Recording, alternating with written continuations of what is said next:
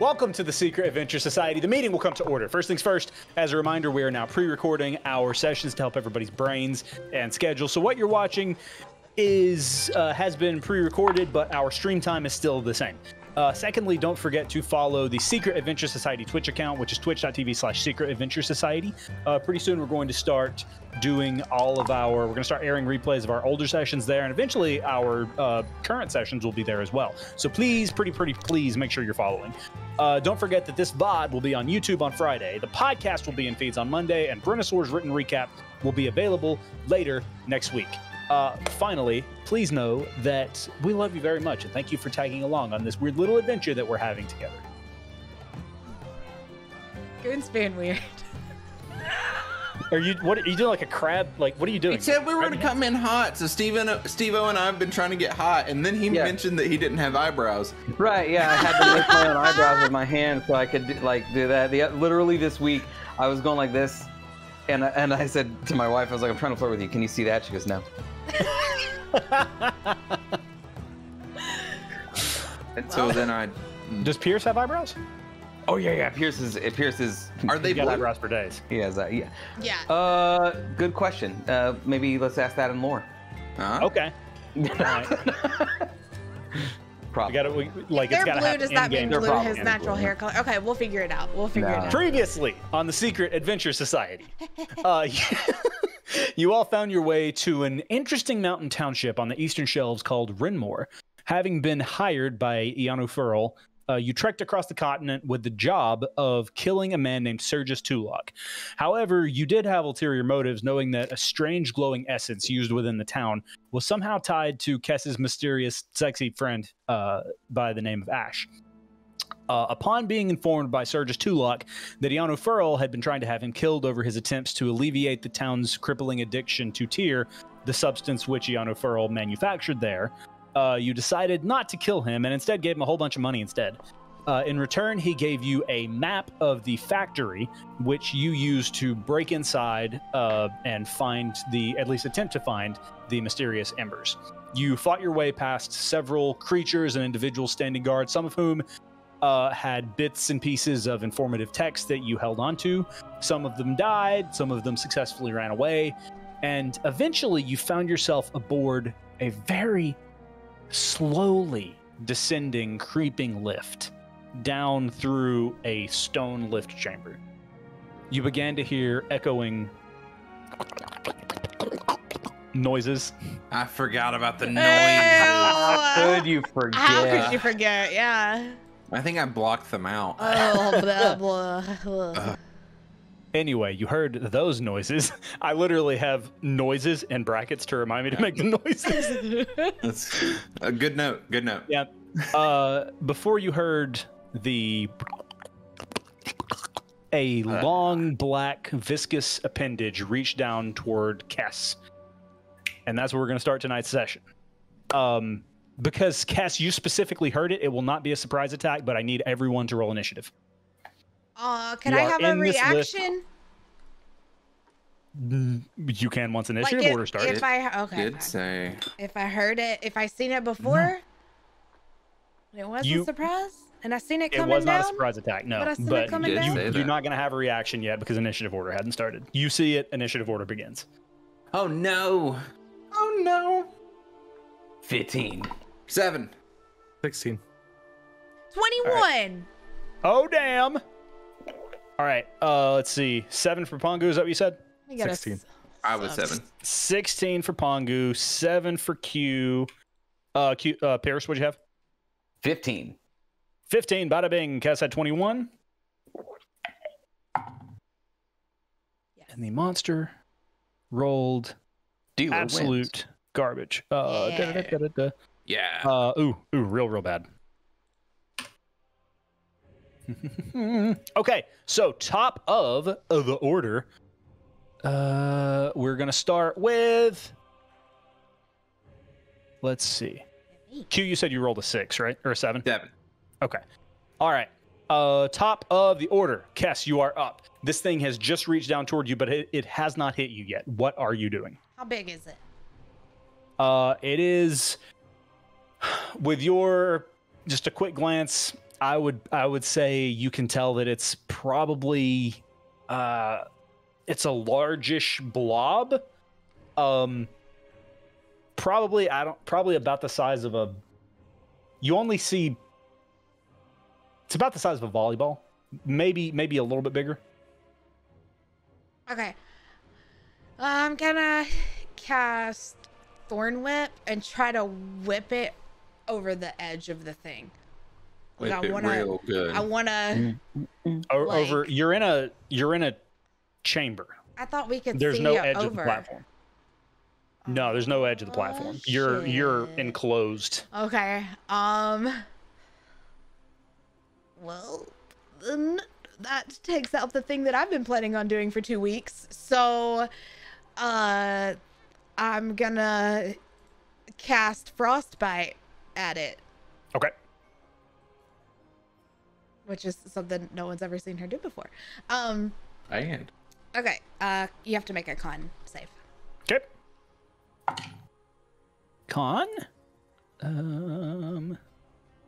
That's definitely going to fail. That's a natural 2. Okay. Now I get to do some damage. Okay.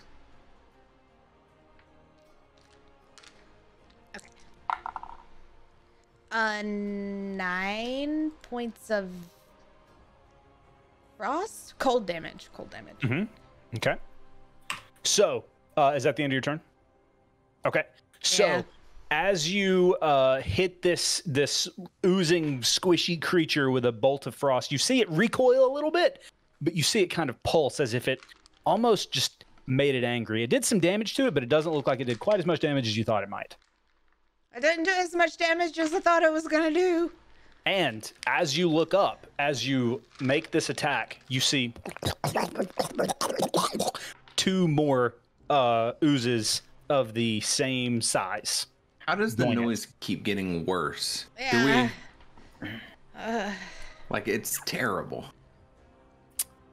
You're welcome. But you look up and you now see 3 of these bad sons of bitches. So, is that the end of your turn, Kess? You did some damage. Yeah. Pongu, you're up. Pierce, you're on deck. Pongu, after seeing the first tentacle come down, he's likely going to instinctively, like reflexively, like flinch. And as he's like flinching and throwing his hands up, he's going to, you'll see the kind of like glimmering golden sheen come over him, and he's going to cast Mage Armor. Okay. So his AC is now going to be 15.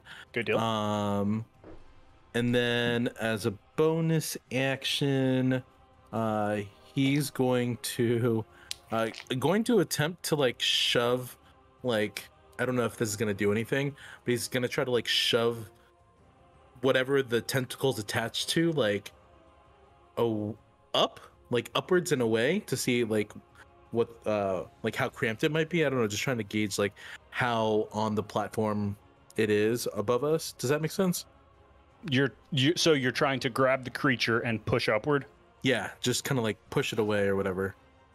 And you're trying to see how much space is above you said? Yeah, I just want to shove it away and see like how like suctioned or whatever like firm it is.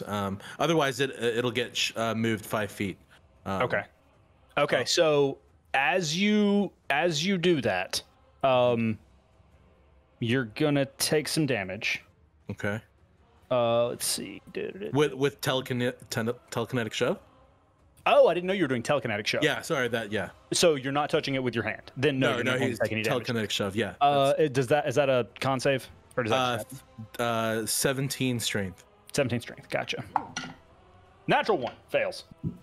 So yeah, you and to be clear, you're doing this to the one that just attacked Kess or one of the other? Oh, I didn't know there were multiple. Yeah, no, there were 3. 3.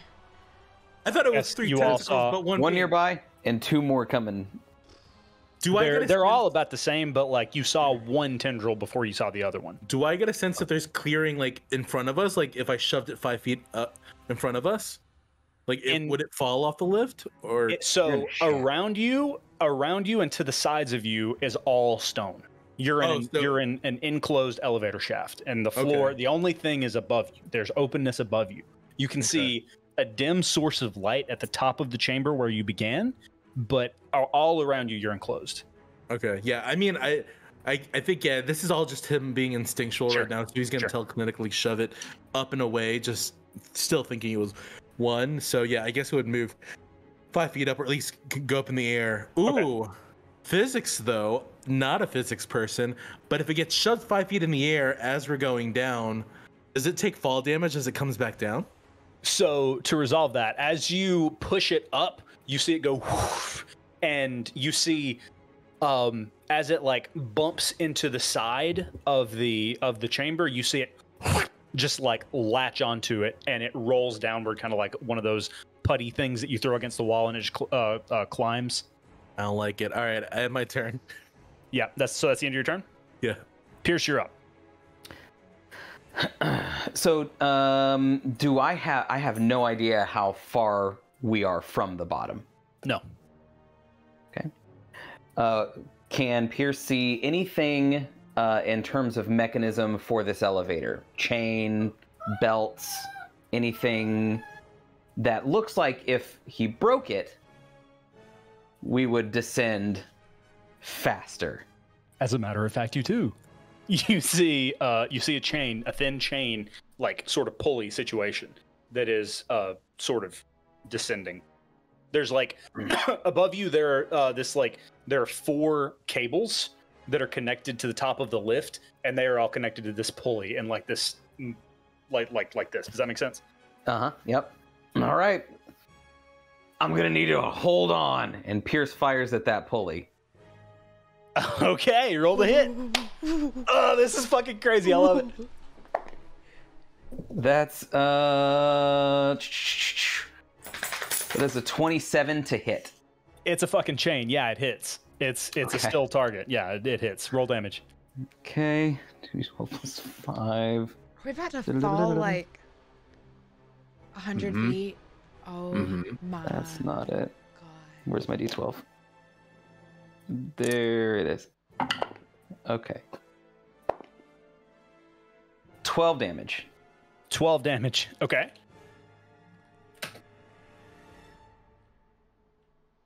So, you guys, this Iris has been loud before. Yeah. Never like this. You guys are enclosed in stone with the only room is above you. So all of you are basically deafened immediately. Like, so it echoes off the wall. It's the room, the very small room that you're in fills with smoke. The chain clink shatters. And then you all feel a lurch as you start grinding down the wall. You see sparks flying all over the place, and you plummet. And you plummet, and you plummet until boom. And I need all of you to take. Hold on. Okay. What am I holding on to? Okay. Was it feeling like we were falling for a while? You were probably falling for. You were. It's not your turn. You guys are in initiative order. We have. Okay. You have what, Goon? What were you about to say? I mean, we have reactions. You do have reactions for sure. Yeah. It's not a reaction. It's okay. Yeah. Okay. So I was looking at my reactions and they're booty right now. Okay. So. All right. So you're all gonna take.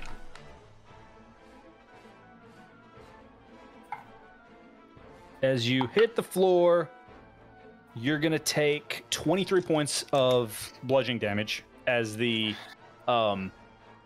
elevator shaft slams into the floor. You all fall prone, but you look and the creatures that were just attacking you are no longer there. I'm going to say that there is no attack of opportunity because yes, you moved out of their area of like their attack area very, very quickly, but I think slamming into the floor is plenty enough. So you you all slammed into the floor, took that damage, and up in the cavern above you, you hear and you sort of see movement as they are crawling toward you. But you are on the floor, and the metal gate, although it is bent, you can see on the other side of it. So you can see a way that you can get out of this chamber. All right, Pierce, is that the end of your turn? Pierce is just gonna reload and like, okay, let's go. Okay. All right. So that brings that brings us to the creatures who have to move. And let's see. Yeah, you guys just hear you hear them climbing down and suction as they like slide down the wall, and you can see them getting closer, but it's quite hard to tell where they are, but they do not reach you within their turn. So that is the end of their turn. All of them moved. Q, you are up, and Kess, you are on deck. Okay, I'm up. Re-describe our new setting. There's a door. Is it open? No, the gate, you would have to open the gate, but it's like, it looks like it's kind of jammed in place a little bit from the fall. Yeah. But yeah, there is like, you on the other side of it, there is what appears to be like a cave, a rock corridor. So when you say gate, do you mean like if I'm picturing an old dumbwaiter gate, kind of Exactly. like a metal? Okay, Mhm. okay. And then roughly, how far do these things? Are they looking like 60 feet, 100 feet? They're way up there. How far did we fall? You fell based on what it feels like. You fell about 50 feet. More. I'm asking about how far away are they? At this point, after they moved down, they crawled down pretty quickly because they use their movement and their turn. But it looks like they're about 15 feet away from you at this point. Okay.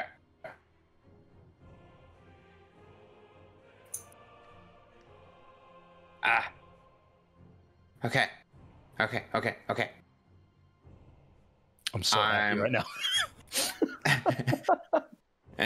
Well, Q gets up and like shakes off his his bell was a little wrong, and he looks over and he sees the gate, and he sees the tentacles, and he, as quickly, which is very slow, that you could think a kobold is weighing its options, he goes and he summons his giant hammer, and he goes and he strikes the gate. Okay, roll the hit.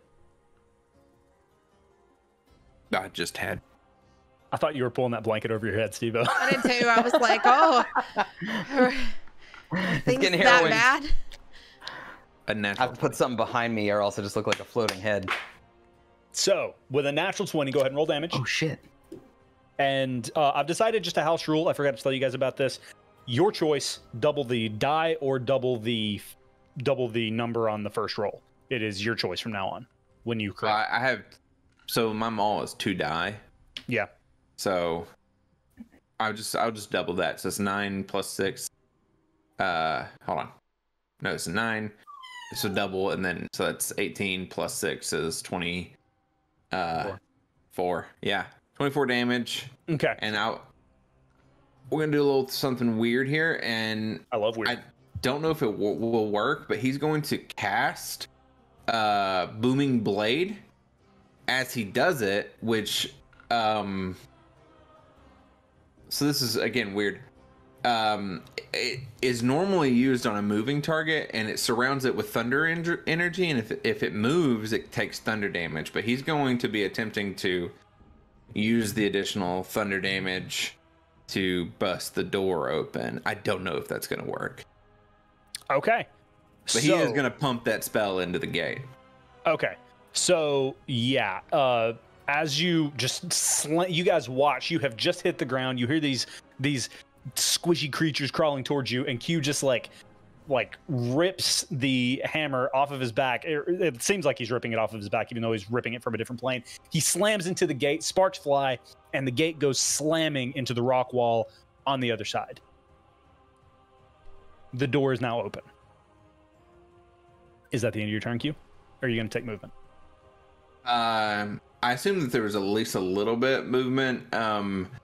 to the door, but I don't think he'd take. I think he's going to turn around and assess the situation and how close Kess is. You were prone. That's really it's a very Yeah. small chamber. So like you would have had to use half your movement to get up. That's really the Yeah. only movement that you would have taken Yeah. before now. So get up and then get to the gate. You know, whatever. And so yeah, he's not going to move. He's going to turn in and see where Kess is now that there is an exit strategy, and then that's Okay. his turn. So you're still in the elevator shaft. Yeah. Okay. Yeah. All right. That is the end of your turn. Kess, you are up. Pongu, you're on deck. And you are prone. Okay. I use my movement to stand up and can I pick Q up and run?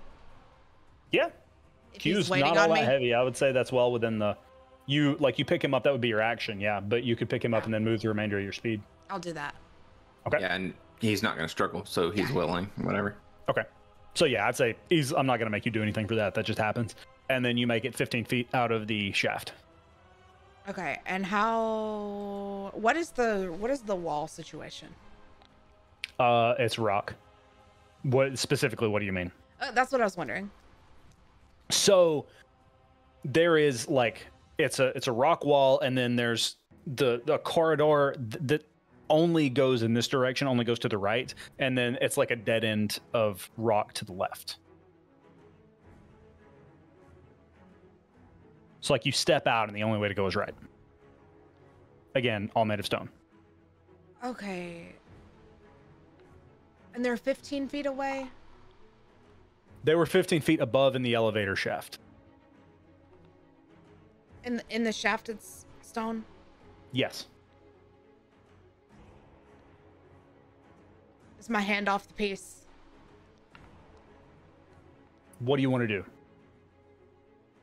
Can I Tell me cast what you wanna do, something and I'll tell you instead if of you can do it. pick him up and run? Tell me what you want to do, and I'll tell you if you can do it. I would like to mold earth, I'll allow it. and I would like to seal off the top.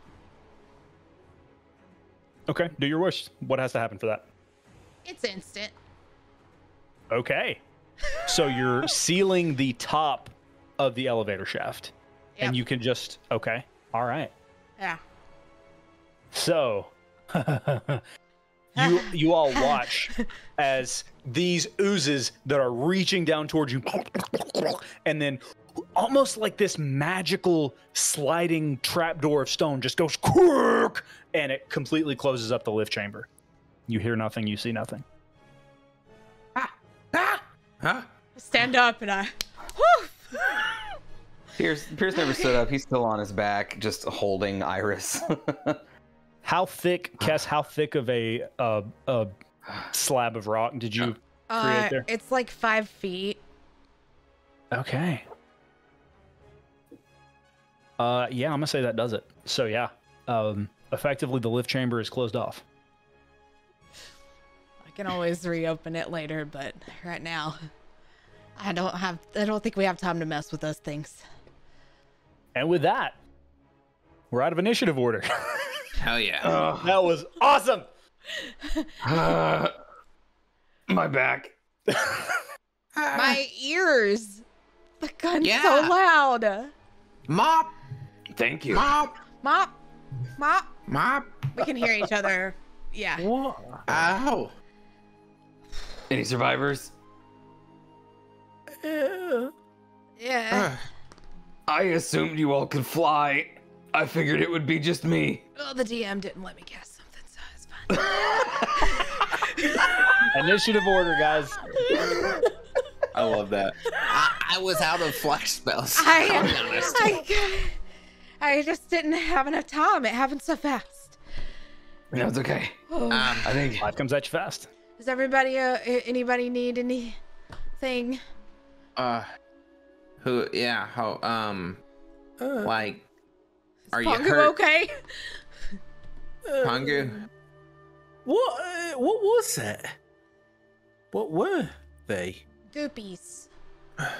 Did you fought them before? no. No, but they looked goopy, didn't they? Oh, I didn't know if that was like, the No, I was like, official nomenclature. just kind of describing it, but Goopy kind of sounds like a monster name, and I just thought it was Like it. 3 goopies. Goopies. 3 goopies. You think they were mean, like that they were going to kill us? Yeah, I don't think they were making us scones, buddy. Maybe it was just wanting to pet you. Well, to be fair, the way that Pierce got us out of that situation, as loud as it was as safe to the goopies as he's ever been. He didn't This shoot is the true. goopies. This is true. He actually did much more damage to us. Look, I feel like I do want to make it known that I don't give a shit about the welfare of the goopies. I thought I would just get us a bit more time. What if they're orphaned? And Orphan they goopies. don't I hope they are. They Pongu, don't- I hope they are. What if they're looking for family? You know, would you want to be orphaned and not have a family?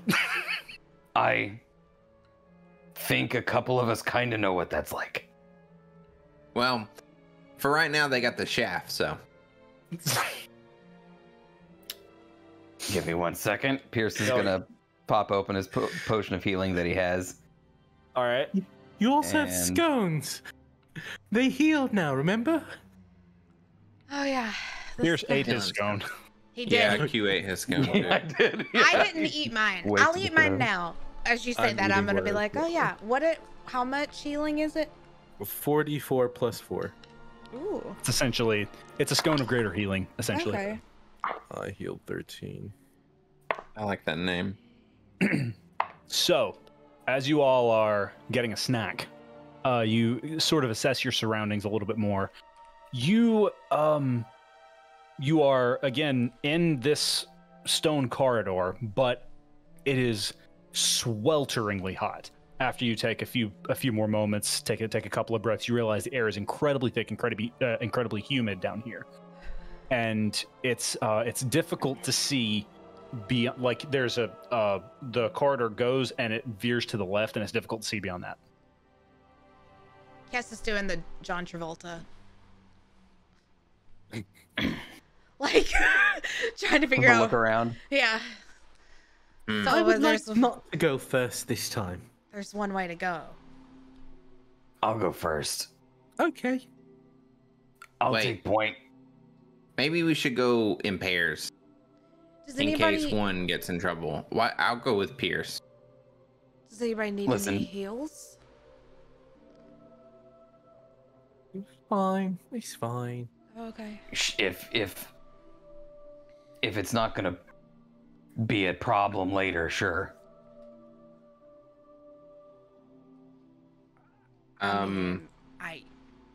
What do you mean?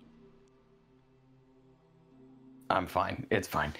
Okay. Q, how quiet can you be? I'm like super. I mean, we're in a cavernous system, which is really like. I'm very comfortable here. Well, not with the goopies, but without the goopies, I'm pretty comfortable here. There are a lot of other things that you can be afraid of in caverns, and I can tell you about them, or I can just shut my mouth, which is what that look means. Okay, great. Kes and Pongu, Q and I are going to go 5 minutes down this. So if we're not back in 10 minutes, Why don't we just all go together? We're gonna fight Then let's all go something together. all together no matter what anyways. Hold on. we She's should all right, be- because the reason we sent Pongu that one time, which I feel like was a bad move to send someone by themselves, and I don't think we should do that again, but because there was two options, two ways, now yeah. there's only one option. then we can all go together. That's good. Yeah, Okay. that's a good point, Cass. Yeah. Just thinking. All right, I'll still take Thinking point. thoughts. Yeah, and I'll still back you up.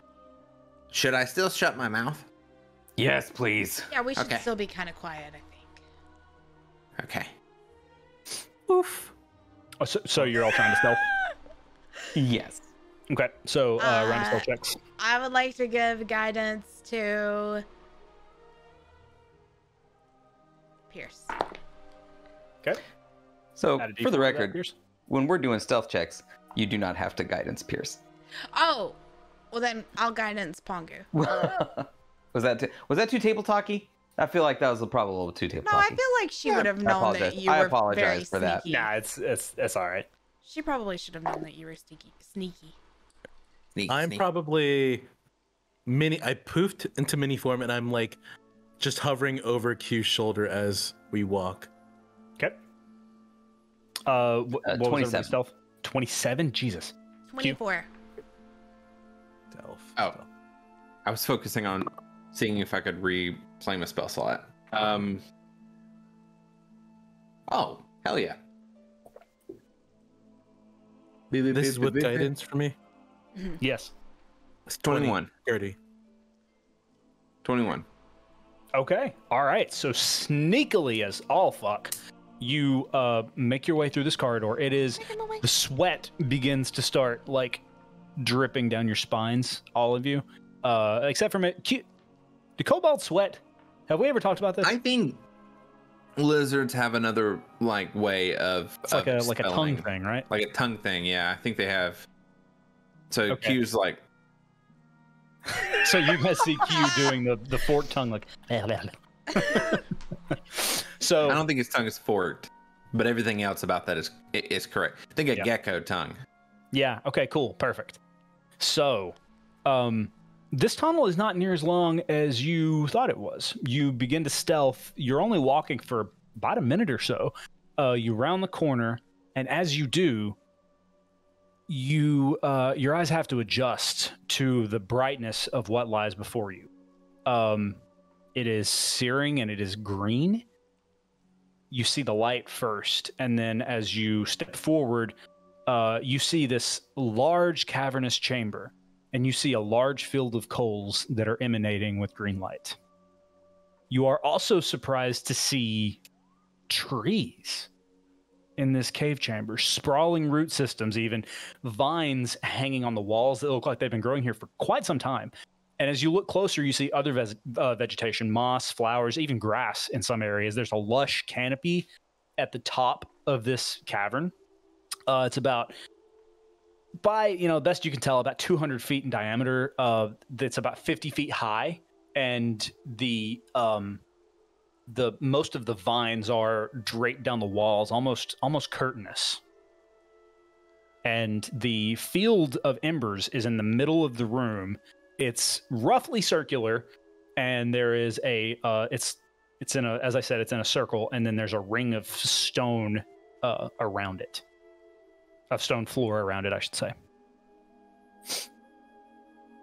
There's not usually this much, but I mean that cave we found Pongu in had some like look kind of like this, didn't it? This is so weird. Guess, is this natural? Did someone put this here? I think he's been trying to get out.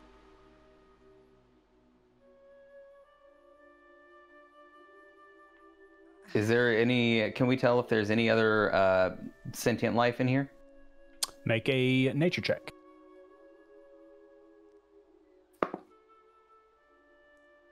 7. It's hard to tell. I mean, you see a lot of plant life. Do I see any flowers? You see some flowers. You don't see any of your flowers that you've come to know so well. Does Pongu recognize any of the flora? Make a nature check. 6. No. Okay. Does Q recognize this as any sort of underground normalities, like fauna? Make a nature check.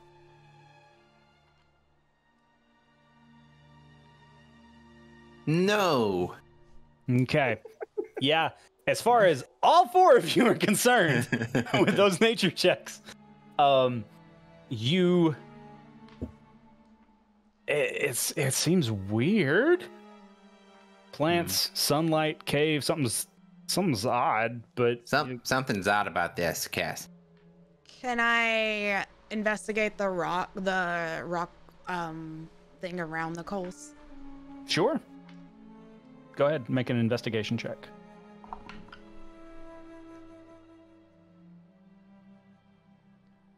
16. 16. Okay. With a 16 around the coals, you see, first of all, it is so hot that you have to like look away from them in order to get breaths. Basically, it's very, very hot in this chamber. It's like rainforest-esque. And as you're walking around the coals, you see like there's rock, but there's also like broken up rock. There's also cracked rock. And Crack rocks? Sorry. You see pebbles that are strewn about. You feel like there's probably someone or something else in here. With that investigation check. Can I touch it? The rock? Yeah. On the outside? Yeah. Sure. Yeah, you touch it. It's hot. You don't take any damage, but like reflexively, you just kind of pull your hand away a little bit.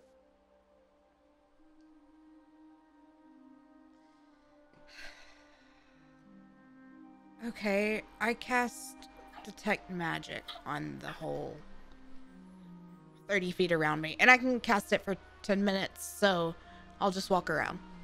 Okay. So, you see, as you cast Detect Magic, you see, first of all, it's the embers that are on the floor are radiating with magic of a divine, best you can tell, source. And you walk around, and the plant life appears to be, there appear to be traces of magic on that because it's not necessarily natural. Yeah. But as you're walking around, you see all of these things. What kind of And plant magic? it's not necessarily any. It's probably aberration magic, honestly. Oh, okay. Or yeah, abjuration magic. Yeah. So, as you're walking around, eventually, above you, you hear.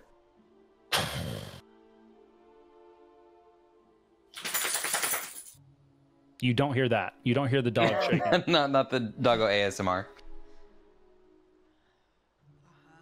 A minute passes. Yes, what do we think that is? Well, I think it might be some sort of something trying to get to us. Question.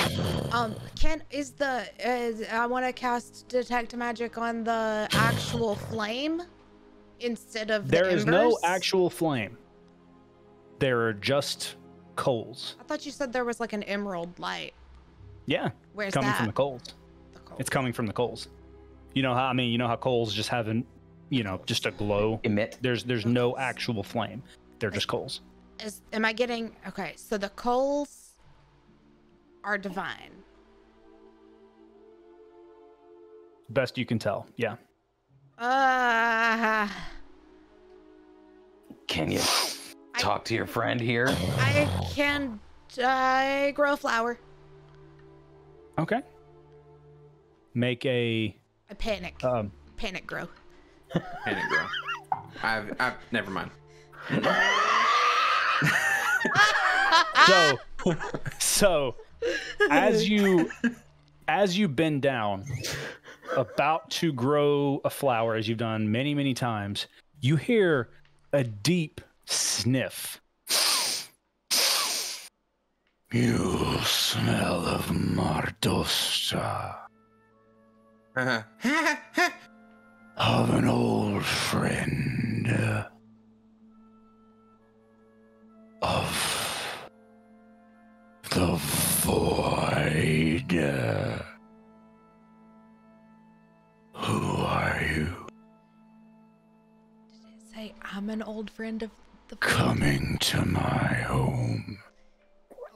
A panic grow. Oh.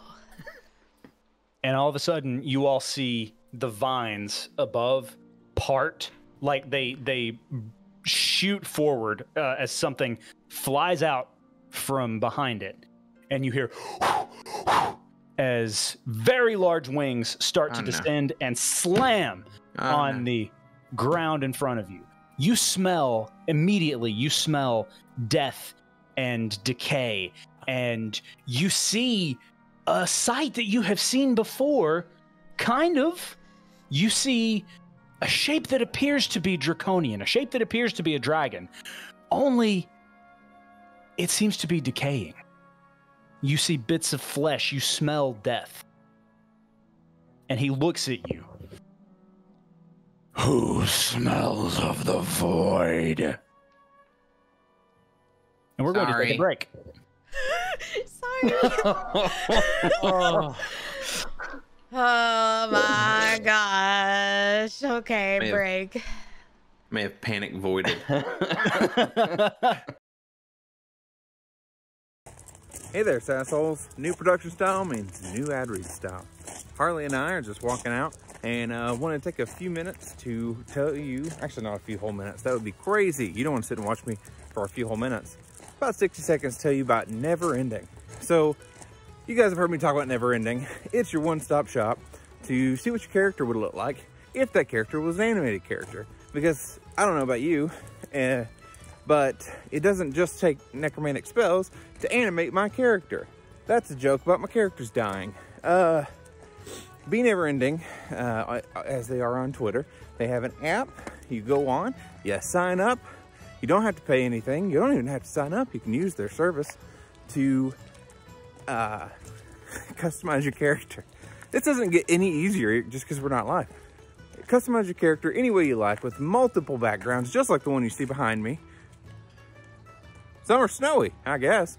Anyway, check them out at Be Never Ending or the Never Ending app. Take it easy, assholes, and try not to kill me this week, Zach.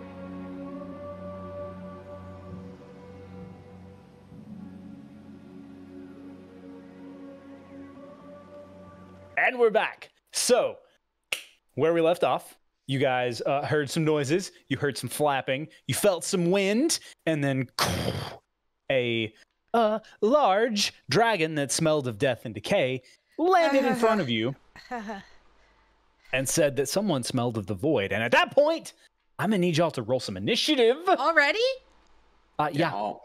Yeah. I'm Pongu. But we didn't get to throw Kess under the bus. But yeah.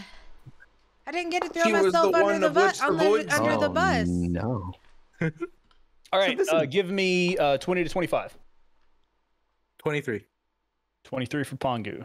15 to 20. 18. 18 for Kess. 10 to 15. 8. 11. Goon, that's not how numbers work. Wait, what did he say? 10 to 15? 10 to 15. Ah, shit. Did you say 8? Yeah, 8. Hey, Steve-O, you didn't hear? Like, they changed numbers. Did they? Okay. Yeah. You know how 7, 8, get the 9, patch like, 8 update. came back, and Yeah. Now 8 comes after 10. Got it. So, you see this dragon. You see this dragon looming before you quite menacingly. He looks like he's ready to spring. Pongu, you're at the top of the order. What you got, my friend? Pongu will Pongu, and dragon looks menacing, but hi, I'm Pongu. You live here? Are you upset because we came without an invitation? Is that the end of your turn? No. Does Pongu get a sense that he's going to like get hit, or it's like legit menacing? It's difficult to tell just from that, but he doesn't look any happier than he did, and he can't really speak yet. It's not quite his turn. Damn it. Pongu's going to. He doesn't want to aggress until he's aggressed on. So he's just going to attempt to restrain the creature by using momentary stasis again on it. Has to make it'll probably 17 con save. Okay. Let me see.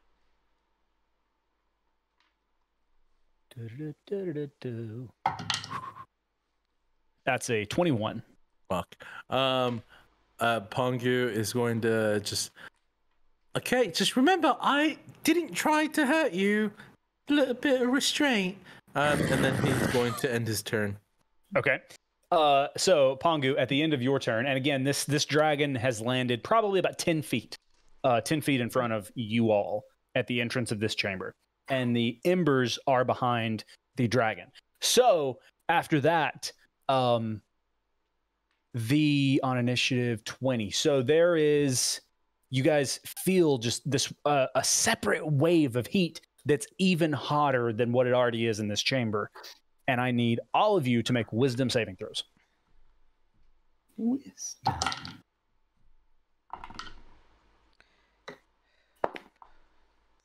It's a dirty 20. Saving Okay. throws? Saving throw.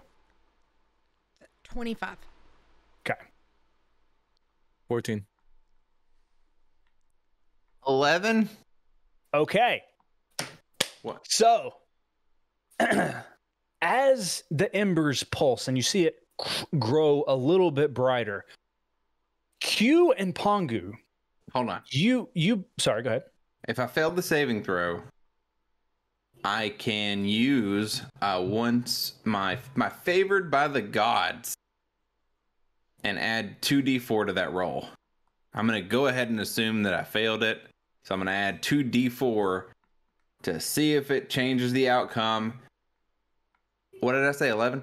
Now it's a 17. That changes the outcome, my friend. Hell yeah. So, okay. That changes things. So, Pongu, you are going to take 8 points of psychic damage. And that is the end of that. So now it is the dragon's turn. So after having been restrained, he is going to go for you, Pongu. and he is going to.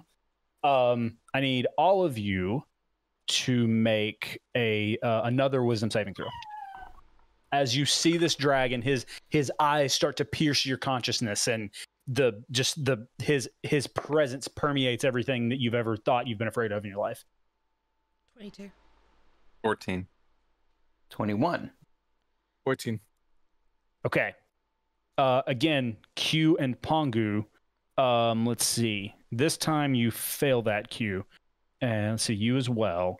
So, give me one moment. Hey, where's my music? The music is gone. You are both now effectively frightened of the dragon.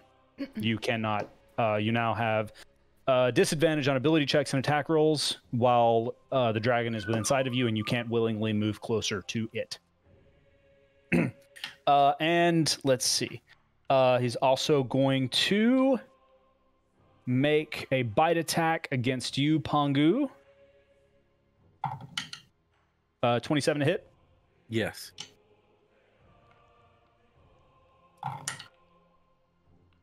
So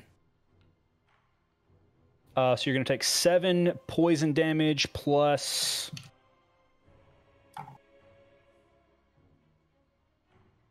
13 points of piercing damage as the dragon just like latches onto you, and his teeth scrape scrape your side, and you are just able to like writhe away.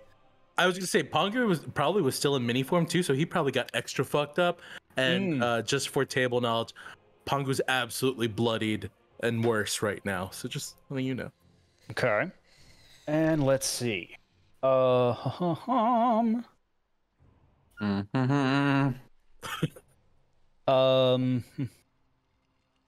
He's going to move a little bit closer to you all. So just like take one giant step, and then he's going to make a claw attack against Q.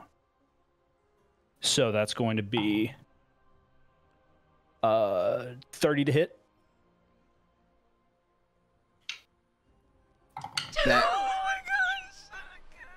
Does it hit? That hits. That's gonna be. I was sitting here like, I'm just gonna cast shield. 13. I'll be fine. I'm gonna cast shield. 30. 13 points of slashing damage on the first one, and then another one at. It's gonna be you. I'm sorry, Q. That's fair. 25 to hit, which I imagine hits. Yeah. And, Can't even shield it. 17 more points of slashing damage. Oh! All right. And with that, he is going to like smile at you a little bit, and then he is going to flap his wings and fly away. All of you get opportunity attacks against him. Not away, he's going to fly upward towards the vines that he shot out from behind of. I have Warcaster. All of you will get opportunity attacks. I can just try to smack him. So we'll start with Kess. What you got? 11. Misses. Pierce. What are you doing? Pierce fires at the dragon, and it's 12. Misses. Q. I think weakly he just sort of like, meh. Oh, that's a 29 to hit. That hits. So just weakly, like you say weakly, but it's like a fight or flight sort of thing, and you successfully hit. So what you doing? That's 13. 13. Oh God, what kind of damage do I do? Bludgeoning damage. Like bludgeoning. Okay. Yeah, 13 bludgeoning. Bonking All damage. right. 13 bonking damage. 13 bonk. Pongu, what you got? I hit it with 10. you, as in you successfully hit it, or No, you, I my attack is 10. okay, so I yeah, do not that unfortunately misses. Okay, so the dragon takes up and flies across the coals to the other, like, sort of not all the way across the coals, but like he perches up to the side of you on the right of the chamber. And you see, as he lands, you see that there is a ledge behind these vines. So you get the feeling there's some sort of ledge work that's back behind all of that. But that is going to end his turn. Kess, you're up. Pierce, you're on deck. Okay. And the embers are glowing. They're pulsing. They pulsed a moment ago. Like there's a constant, steady emanation of light. But a minute ago, when you all felt something permeating your head, there was an actual whom whum, and it got much hotter in waves. I cast spell magic on the embers. Okay, nothing happens. Nothing happened. That was a good idea. Nothing happened. No. Oh no. Okay. Well, Whatever these embers are is something like you have never fucked with before. Okay, well that was all I could do. I'm gonna back up. I'm gonna get close to them. Closer Close to them. the embers? Okay. Yeah. Alrighty. So you take, like, how much you're probably about 50 feet away from the embers. Okay, I'm gonna take 30 feet to them. Okay. All right. Fair enough. That's it. That's all. All right. Is that the end of your turn? Pierce, you are up. Q, you're on deck. Okay, so Pierce is going to fire at the dragon. Reload and fire. Okay. And that's going... Sorry about that, guys. That's fine. That is a 13 to hit. 13 misses. And that will be the end of Pierce's turn. Okay. Q, you're up. Pongu, you're on deck. Okay. Q is entering survival mode based on his health, and but also as friends. So he's gonna try and take quick stock of any exit points Any exit points within the chamber? within the chamber. Yeah. Make a perception check. Yeah. Oh, not bad for Q. Perception is 0, so that's an 18. An 18. Okay, so you don't necessarily see anything that you are confident are exit points besides the way that you came in, but you do see several little indentions along the wall that you feel like you could successfully, like your kobold sort of packed instinct, small creature hiding sort of instinct kicks in, and you see several places that you think you could ostensibly maybe squeeze in, and your compatriots might be able to squeeze in as well and hide from the dragon. You don't know that they're exit points, but you see a few of those around the circumference of this chamber. Okay.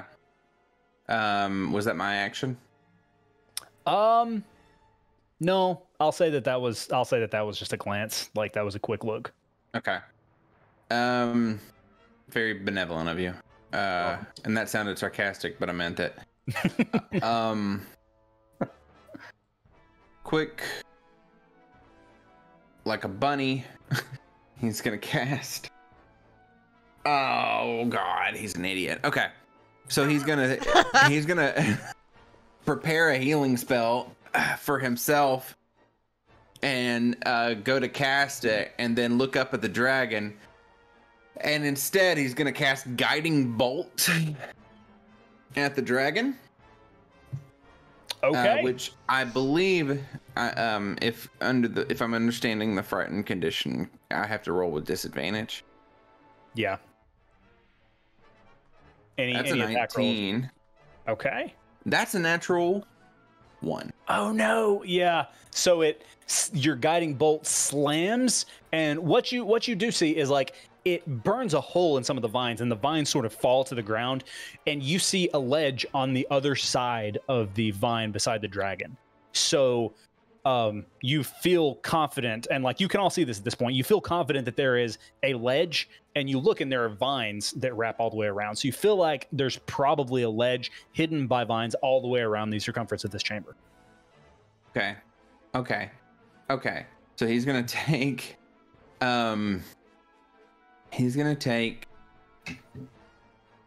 his bonus action and convert his 2 sorcery points into a first level spell slot, and basically get that spell he just cast and fucked up back. And then he's going to take his additional or his movement and basically bolt to whichever of those hidey holes is closest to where Kess is. Okay. So you are all pretty nearby each other, but I would say like 10 feet away. Like they're pretty easily within reach. Easily? I said it. I meant it. Mm-hmm. There is a hidey hole that you could crawl into.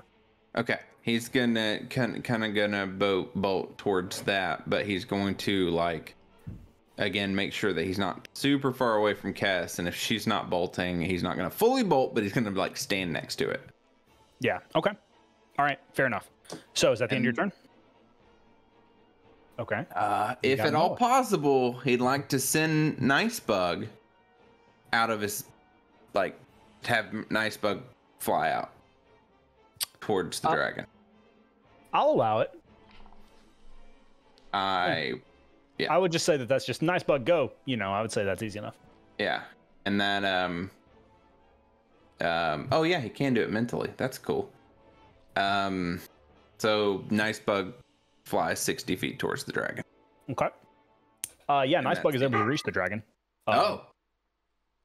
Able to get, not necessarily, he's able to get close enough to see it very well, not right on top of it, but that's all you can do with your turn though. That's fine. All right, so that's the end of the round. Top of the order, Pongu, you're up. Pongu, still frightened, is going to try to break line of sight from the dragon, so he's not terrified of the dragon. And he's going to find a little hidey hole, and he's going to send use sending to try to contact Nalina, and he's going to say the following: "Think I'm going to die? There's magic glowing green embers and a weird dragon in Rinmore Cave. Can you send any help? Tell Nyx I... ... Okay. So yeah, you send that as your action? I send that as my action, and as my bonus, I don't have any more. I end it there. Okay. Top of the order, it is the dragon's turn. So the dragon, Pongu, you are in a little hidey hole. Q, you're in a hidey hole. The dragon looks, let's see.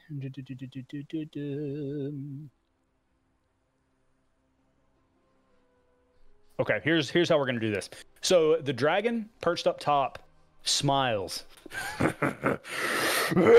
And this gaseous cloud emanates from his breath. This noxious yellow cloud fills the chamber.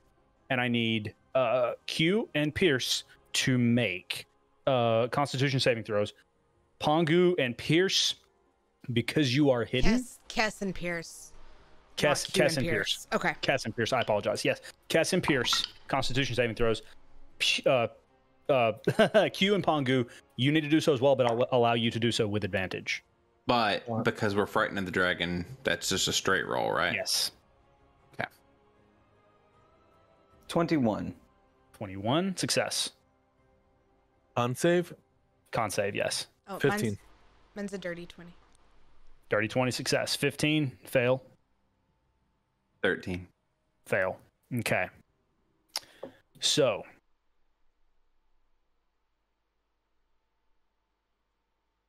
Those of you who succeed take 26 points of poison damage. Those of you who fail take 52 points of poison damage.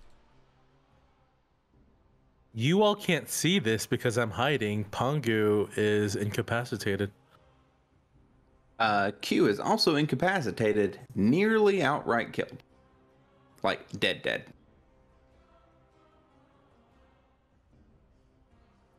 And that is the end of the dragon's turn. Kess, you are up. Pierce, you're on deck. Okay. I would say, from where you are, you would know what has happened to Pongu and Q. Like, all of you would know this. Okay. So, I have a question. I have one more potion of greater healing. Sure. Is it still a bonus action if I pour it in someone's mouth? Yeah. Okay. I run to Q. I pour that potion in his mouth. Okay. You are stabilized and roll out that healing. He should get the heals, right? Mm-hmm.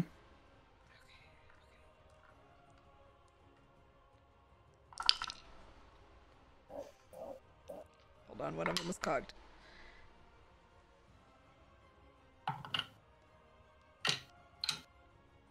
$13 points of heals. Okay. And I cast... Q, you are conscious. I cast Healing Word on Pongu. Okay. So go ahead and roll that out. Q, as you come to consciousness, there is this thick taste of potion just like coating the inside of your mouth. You feel like shit, but you are alive and your adrenaline is still pumping. What you got, Kess, for Pongu? 16. Okay. 16. Yeah. And if we got, is frightened and cleared because we died or we were incapacitated and came back? I don't think so. Excellent question, but I also understand that ruling too. Yeah, I don't think it is, because I don't think you'd be any less afraid of the thing that just fucked your day. Because and if you had full out died and been revivified, I would honestly consider that a little bit more. But since you were just knocked unconscious and brought back to consciousness, I would say that you're probably not less afraid. Is fair. All right, what were you saying, Kess? So because we don't have an actual action for it, what is Kess growing a flower? So what do you consider that? I would consider that an action. Okay, so I used my bonus action. I used my... Okay, but I healed him, so never mind. Mm-hmm. Okay. All right, is that the end of your turn? Mm-hmm. Pierce, you're up. Q, you're on deck. Pierce, you would know that, like, with what, you would know that everybody's back to consciousness. Not that, you don't have any healing things or anything like that, probably, but you would know that. Okay. You can operate under that assumption. Pierce is going to place himself between, as Kess is working on them, he's just going to place himself between Kess and the dragon. And he's going to fire again at the dragon. It's what he knows. It's what he knows to do. Okay. But he can't shoot in any specific. It's a 12. Misses. And but he does have a bonus action for so rather than, I think we've been reloading as a bonus action. Yeah. Rather than reloading here, he's going to take second wind to try and give himself a little bit more HP. Okay. So it's a 1d10 plus 10. He's going to do the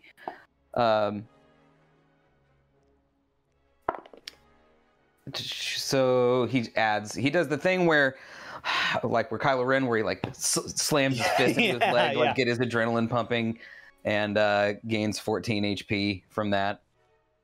Okay. All right, good deal. Is that the end of your turn, Pierce? That's the end. Q, you are up. Pongu, you're on deck. Okay. As a bonus action, Q is gonna chug the greater healing potion that he has. Okay. Oh, nice. Yeah. Uh-huh. Q is just like, gulp, gulp, gulp, gulp. Yeah. I'm Shots. not fucking with that shit anymore. And that's 44 plus 4. Oh, it was 44? I rolled Greater 3. healing, yeah. I rolled 3. Hang on, let me roll Roll, again. roll another d4 for Oh. Q then, because yeah, it's 44 4. plus 4 for greater healing. rolled a Okay. 4. Hold on. 16, so 20 total for healing. Because mine was 16. Okay. Good deal. 20 total for healing. Good deal. Good deal. Well, I want to stress that he still does not look great. Right. Right. And then, Pongu, yeah. yeah, and then as an action, he's going to, I'm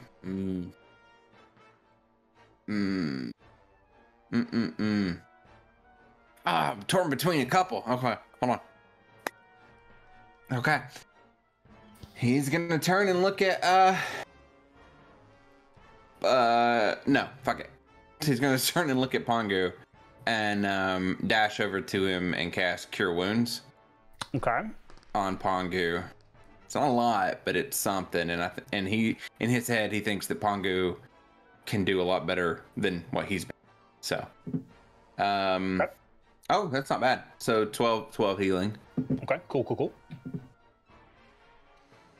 And then that was bonus action, and then dash. Oh, Nice Bug. So Nice Bug is near the dragon, yes? And this is a nuclear reactor based bug, if I'm not mistaken. Do I remember? And I remember It's steam powered. So you laugh. Okay. Nice Bug wants to try to find an orifice. And I'm thinking ear or nose. Okay. I mean, yeah, pretty easily. Nice Bug can find a nose on the dragon. Nice Yeah. bug goes up the butt. Well, that's a different show. Let's do nose. Right. I just want to. I would say that Nice Bug up the nose. Yeah, I would. Yeah, Nice Bug can like land on the dragon's face and start to climb into the nostril of the dragon. Sure. Hold on. Has this dragon been? Has it? Maybe the nostril is the wrong spot. Can we go to ear? Depending on the. It would take a little bit longer because like dragons don't have super pronounced ears. So Wait, Nice it's Bug not would Dumbo Dragon. Hold on. right. Yeah. No. The Nice Bug would have to look a little bit, and we don't necessarily have any. Yeah. movement or Let's go go I think. Okay. This may be the Ballad of Nice Bug here, but I think he's gonna go up the nostril. We're playing a little bit fast and loose. So Yeah. but I'll allow it because it's fun. All right. So that's the end of your turn, Q. I just feel like this dragon, and Q feels like this dragon has not clocked Nice Bug, and so we can get a little fuckage going on. And so he's gonna work his way up. If anybody's seen the 1993 classic The Mummy, he's gonna try to scarab the nose. 95, 90 what? 9. Wow. Okay, I was a child, regardless. Yeah. No, it's fine. So I'm not gonna give you a penalty for not knowing the year the Mummy came out. You should. So, Q, that's the end of your turn. Pongu, you are up. Okay. Any And response? Pongu, I don't. Have you added your healing, your 12 points of healing? It's not showing up on my thing. I that you did. added. Yes. Okay. I'm at 28.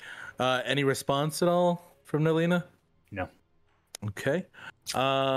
Clarification question. Sure. Even though I'm frightened, if I make an ability or use a spell that requires the creature to make some sort of save, that doesn't affect that, right? Or do they get advantage on it? I don't think that affects it. I don't know that they would get advantage on it. Okay, But- cool. In that case, I'm going to attempt to cast a finessed version of Evard's Black Tentacles, and instead of the tentacles, they're kind of like these like time tendrils that try to subdue the dragon if it doesn't make the save, and it has to make a 17 dex. Okay.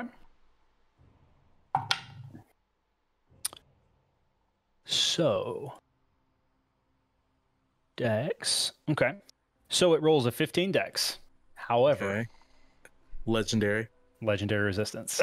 So yeah, he Um, fails, and the tendrils pop out. Well, that's the way we'll sort of visualize this. Yeah. The tendrils pop out and start to grab him, and he just just writhes out of them and bitch slaps the tentacles, and they just disappear. Does Okay. it's not a half damage on success, kind of. I mean, I don't know how the legendary affects it, but if he just succeeds the saving throw. So if there Yeah. is damage, like there's still half damage. If that's the deal. when a creature enters the town for the first time or such, must succeed on it. I don't think there's a. Is it just grappled, or is it? Yeah, so it takes damage and is restrained, but there's nothing for like if it succeeds or anything. So Okay, so then yeah, it Yeah. doesn't take any damage then. Sorry, pal.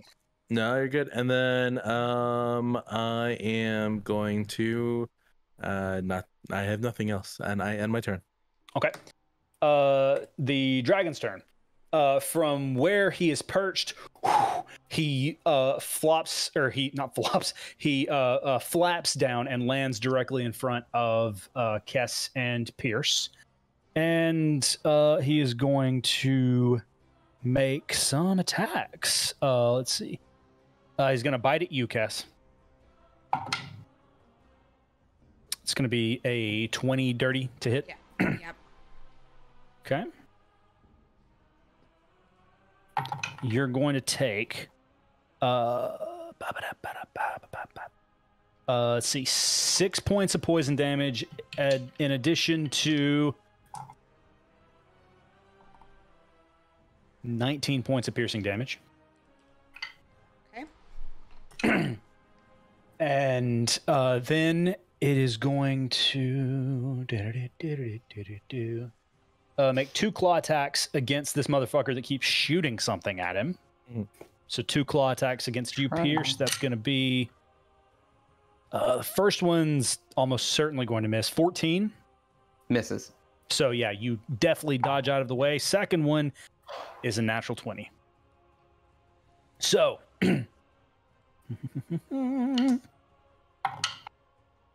22 points of piercing slashing damage. Okay. And that is the end of the dragon's turn. Cass, you are up. Pierce, you're on deck. Okay. Where is everybody in relation to me? Everyone is within, I would say, 15 feet of you. Q and Pongu are hiding in hidey holes on like probably 10 feet away from you. Pierce is probably standing right beside you. The dragon is standing directly in front of you. Okay. So, can I turn the dragon's back to my friends with my move? Like if I move You can try. and I get its attention. You would have to skirt around. You have to skirt around it, but yeah, with your movement, you could, like, it depends on if you get his attention or not, really. Okay, it's just gonna stand up.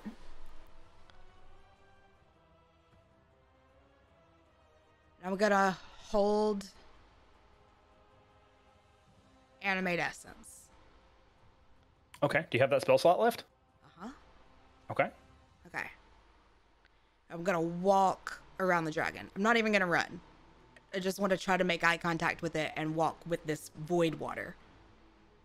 So yeah, he clocks you and he clocks what you're holding and he fucking follows you. I'm gonna hold the spell until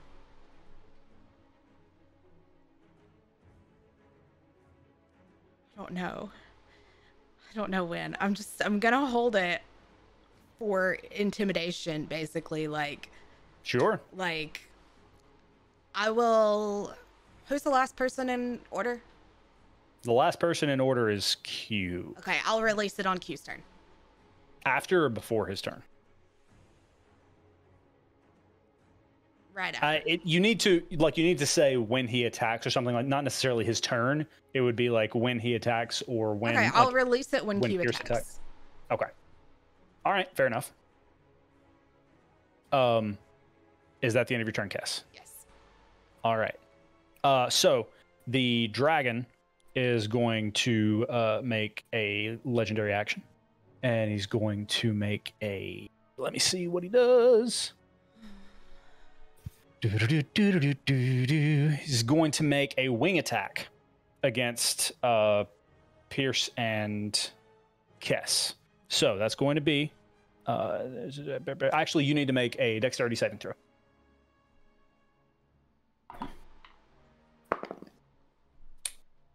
$21. Success. So,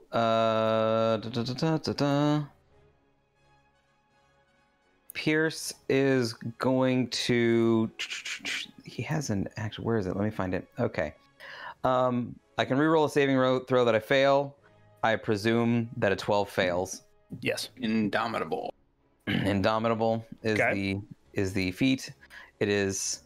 I have to use the new roll, which well anyway. So, for 21. Oh, success. Okay. So yeah, standing in front of you as a legendary action, like between your actions, the dragon and like starts to growl and just almost knocks you prone, Pierce. But you are able to just with deft footwork, you are able to regain your composure and you do not fall, and you do not take any damage. All right. All right, that is, let's see, the end of that. So, Pierce, it is now your turn. You're on deck. Are we flanking now? Yeah, actually, you are. So what is that? What does flanking mean? You have advantage. Advantage on attack rolls. Oh, okay. Well, I don't want to waste my flank, so Pierce is going to. Pierce looks over at the embers and he considers firing at the embers, but he doesn't have any idea what that would do, if that would be beneficial or not. And now that he's flanked, he turns to the embers, he turns back, remembers he has to reload, bonus action, reload, and fires at Decaying Dragon, and that's a 25 to hit this time. Hits. Okay.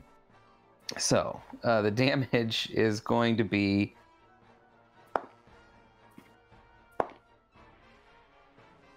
20 points of damage. Is Pierce out of the grip point things? Oh, yeah. Pierce looks extraordinarily tired and exhausted and is just firing the rest of what he's got left in him. Okay. So as the shot pierces into the dragon's shoulder, you see him look at you. It did damage, and it did the amount of damage that you thought it did, that you thought it would. But this is a hulking sumbitch. All right, is that the end of your turn? Unfortunately, yes. Q, you are up. Pongu, you're on deck. Okay. Going out on a limb here. All right. I love limbs. Me too. It's my favorite. And Might be about to lose one. Q is going. See, I don't know if this was. Oh, okay. Q is gonna step just outside of the hidey hole. He knows that the dragon can't or isn't looking at him. But he is. You're gonna hear Q's voice get like 40 times as powerful as normal, which is not a lot. Okay. And he's gonna cast command, and he's going to say submit.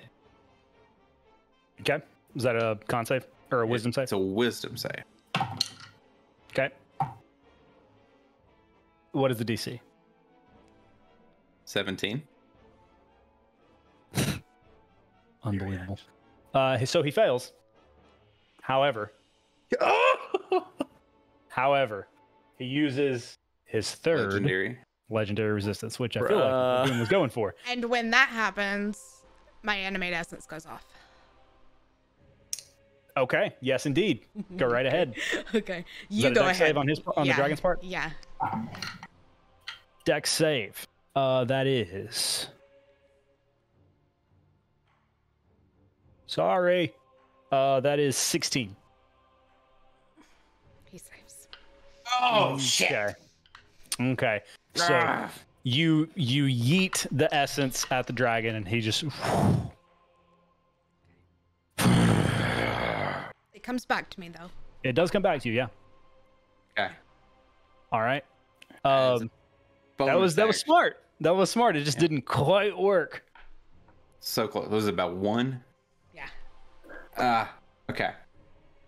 He's got high. He rolled low. He only rolled a 10, but he's got dex. He's got the he's got modifiers. He's a dragon, right? Yeah. So is that the end of everybody's turn? No. Q still has.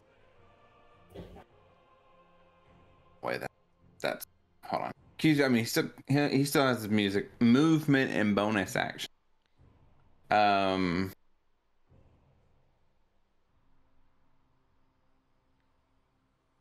Okay. Or his bonus action. Shit. Okay. Warlocks don't get a lot of bonus actions.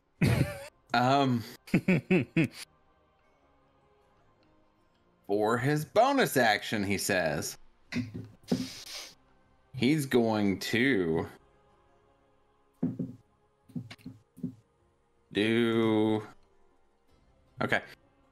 Is this a stone chamber? Is this This is stone. Yeah, stone, and then of all of the other, floral sorts of things that you see. So it would be, let's suffice to say there are rocks, pebbles, and Yeah. Okay, Q just grabs 3 pebbles and casts magic stone on them, Okay. which is a bonus action, and then uses the rest of his movement to sort of duck back in the hiding, and that's. Okay. All right. Good to know. So at the end of your turn, Q, the dragon is going to take a tail attack against Pierce. And that's going to be... I should know this, and I'm sorry. 22 to hit. It hits. Okay. You're going to take 15 points of bludgeoning damage as the tail slams into you and just like knocks you in the chest. You double over. Yeah, Pierce doubles over. He coughs up a bit of blood. He's standing, but he thinks he heard something crack, and he's hunched over and holding his side. Okay. Pongu, it is your turn. Any response? Nope. At this point, it's only been 18 seconds. That's fair. Can you describe the dragon's physiology? I know you mentioned it. Like, I'm just curious about its scales and its wings. Like, what do they look like? Or So, wings look a bit torn. The body is very much so, for lack of a better term, decaying, and that much is clear. You can smell it. You can see it. You see bits of bone, flesh. It's a pretty gnarly sight. okay. Oh, did Pongu and I get rolls to break from frightened? Do we? Yeah. You should, right? yeah. At the beginning of your We turn. get to every round. redo the save. I thought it's just. At the end of each of its turns, I am so sorry. Yes. Its turn. At the end of each of your turns. My So, turn, we would have had 2. Yeah. yes, you guys can make 2 checks to see if you have Pongu. That'll be 3 for you. Con Two 20s. saves? 2 20s? No, natural 20, just 1. All right. These So are yeah, con you are saves? broken from the frighten. Con or wisdom? I forget. Sorry, For frightened. Con. wisdom. Oh, I thought it was con. No, it was wisdom. I'll take wisdom. Which I will say, we don't have to retcon anything for Q's turn because I technically, if I was frightened, shouldn't have been able to step once towards the dragon. But now that You were stepping to the side, like Yeah. Well, One you of know them what? is- yeah. Now it was one step towards the dragon. Okay. One of In- them was 24. So, Yes. Okay. So yeah, you both save. No one is frightened. So I imagine- apologize. There's a lot of moving parts to this fight. I'm sorry. All good. I'm imagining so Pongu feeling more sure of himself will will clock the dragon, and you're gonna see him unfurl his cooking knives, and you're gonna see him flourish his arms, and 10 of the knives spring to life, and he's gonna cast animate object, and 10 of his cooking knives will fly towards the dragon, and using his bonus action, he's going to say, clip its wings, to try to cause holes in the already decaying dragon's wings to try to keep it grounded and not able to fly away. Okay. All right. What has to happen for that? So I summon 10 of them, and they each, they're all tiny, but they each have a stat. So they have their hit modifier and as well as a damage modifier. So you want me to hit 10 of them or do 10 rolls? Yeah. If there's 10 of them, yeah. Okay, let me. Everybody have else their own- has a certain Disney song playing, right, in their head? Yeah. For sure. For Okay. sure. First one was 15, Misses. 20 Hits. for 8 damage. Okay. What type next- of damage is that? Uh, It's just slashing, right? I believe so. Okay. GM slashing or piercing. Okay. Yeah. I'm guessing. Yeah, whatever you would prefer if they're knives. My next one is 17. Misses. 16 misses. 18. Go- Looking for 19. 19. Okay. That misses. 28. Hits. For 8. Another 28. Hits. Just for 5. And then This is I the think funniest attack. do I have 2 more? Hold on, let me. You have 3 more. 3 That more. was 7. Okay. 24 Hits. for 6. 28 Hits. for 8. Got one more. 21 Hits. for eight. Damn. That was the most. They have +8 modifiers on their attack. What was that last one? You said 8? The last one was 8. Yeah. Good lord. Yeah, that was the most solid hit that the dancing imagine- knives. Knives flying through its like wings and puncturing and slashing and just going to town. So yeah, there's like this tornado of knives just flying through the wings, and the dragon looks pretty pissed off. Pretty pissed off by that. Yeah, that was that was interesting. Okay, is that the end of your turn, Pongu? And then can I command them to? And then I'm gonna they have 500. No, they could move. It doesn't specify the movement. I'm just gonna have them like re-encircle the dragon, or whatever. They're just kind of like in that general area. So yeah, that's it for that. Okay. Though. All right. It is the dragon's turn. The dragon looks at all of you and grits his teeth, takes a deep breath, and billows another cloud of yellow smoke at all of you. And I need all of you to make Constitution saving throws, please. Still in the hidey hole, get advantage. Yes. Pongu, you're no longer in the hidey hole, correct? No. Or are you? I guess I was like nearby or behind it in relation to Cass or whatever. Okay. Did you step out of the hidey hole? I did, yeah. Okay. So you don't get advantage. Q, you do. So I need everybody's roll. It was a con save. Yeah. 17. Fail. 30-20. Success. 23. Success. 16. Fail. Okay. Those of you who succeed take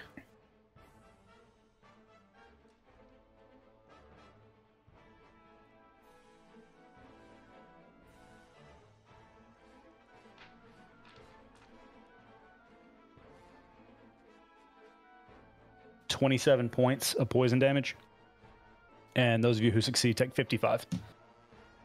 Or, sorry, those of you who succeed take 27. Those of you who fail take 55. That's what Q's out. You see all the knives drop down. Pongu's out. Q is out. Pierce falls. Pierce is out. Okay. That is the end of the dragon's turn. Oh. Yes, you are up. Hey. How's Nice Bug doing up in the nose? You don't fucking know. Okay. That is fair. Whew. Oh, we gonna die. Whew. Campaign 2. Luckily, I have like 12 new characters. Let's go. Cass, you're up. What's up? I'm still holding my animate essence. You used that. You fired it at the dragon. It came Zachary, back, though. Zachary. Okay, I yeah, I okay. have 3 rounds with it, Okay. Okay. but I don't know if I want to do it. It's your call.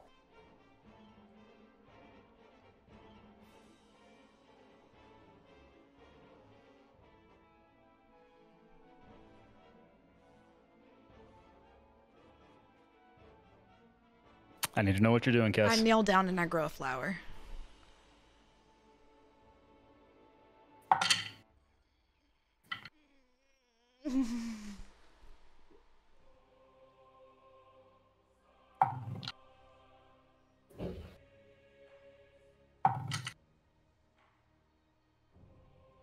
So,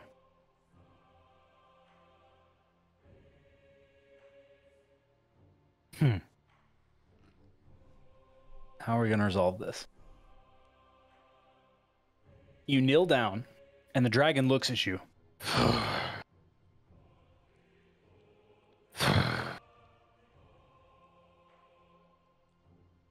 And the dragon looks behind you. And there is not a raven, but a humanoid ash standing in the chamber behind you. There are no burns on his arms or his neck.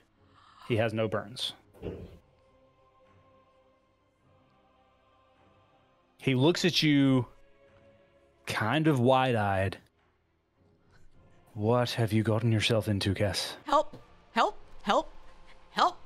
Dragon! Dragon! Help! She just can't like say anything else. Ah. Okay. Interesting. Interesting turn of events we have here. So, is that the end of your turn?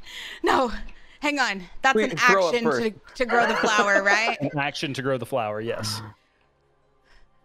Bonus action. Can I cast a spell on a bonus action if I grew the flower? No. Okay. Never mind. Sorry. What's the spell? Like, if it's like a cantrip, maybe. But if it's like a spell, it's a bonus action spell. It's Oh. healing word. It says if it's a bonus D8. action spell, then yeah. But I didn't know if the flower was a cast, because that's different. Or if that was just I didn't know it was a an bonus ability. action spell. That's the difference here. Yes, you Yeah, can yeah, you can yeah, do yeah. a bonus action spell. Okay, bonus action. I don't know who has healing potions. Growing a flower is effectively not a spell. And okay. Q. Okay. Are you okay? I don't so know if he Q can is, heal. Q is in the hidey hole, so you're gonna have Oh, to do step I have to be out able of to the. see it? Yeah. What is it you're trying to do? Healing word. Healing word. Oh, Creature of your oh. choice that you can see within range. Okay, then yes, you can see him. You don't have to step. Okay, that's totally fine. Totally fine. You're good. Do what you do. I cast it on Q because Okay. What does he get? he helped Pongu. Yeah. I hope he could think he can help. Okay, I have to. Roll. What does he get? He gets 9 plus 5 is 14 points of heals. Okay. Q, you're awake with 14 points of healing. Cass, is that the end of your turn? We can't keep meeting like this. No one's around you. Do you just wake up and say that to no one? Q's used to talking to people that Right. aren't there. Right. All right. Cass, is that the end of your turn? Ash is behind me. Yep. How close? In the doorway of the chamber. Yeah, I mean, I stand up because I was kneeling. And I very stupidly just brace myself because if I move, he gets an attack of opportunity. So Sure. Okay. For the first time in SAS history, I think I need Pierce. I need you to make a death saving throw. no, Roll a it's not the D20. first time. It's not the first. It's the first First time in a long time. Okay. No, he had to make a death saving throw whenever he got knocked out by that guy in Lartham? That's right. Okay. Oh yeah, that's right. Yeah. Oh, I forgot about that. The gunfight. So what do I do? Just roll a d20. What you got? 6. That is a fail. Okay. Could be worse. Could be worse. Could be worse. All right. So Pierce, on that fail, when that happens, I would like for you to tell me a memory that flashes before your eyes. I love it. The first memory is of Pierce's mom. She's making cinnamon rolls in the kitchen. Pierce looks out. Pierce is 8. He looks out the window because he thinks he hears his dad home, but he's not. And he feels lonely but happy. And that's the first. That's the memory. Okay. So, after Pierce, Ash takes a look around. He looks at the dragon and he says, right, this is not how I saw this happening, but, and then he sprints and he runs and he stops and he gets down on his knees and he puts an arm directly into the embers. And when he does,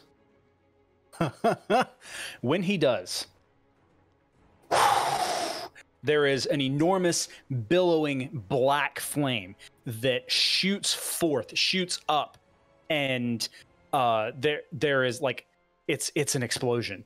Like rubble begins to fall. The dragon begins to look around. He takes off. And he scurries into the vines. Cass, you would get an opportunity attack against the dragon. Hell yeah. Okay. Well, all I have is a stick.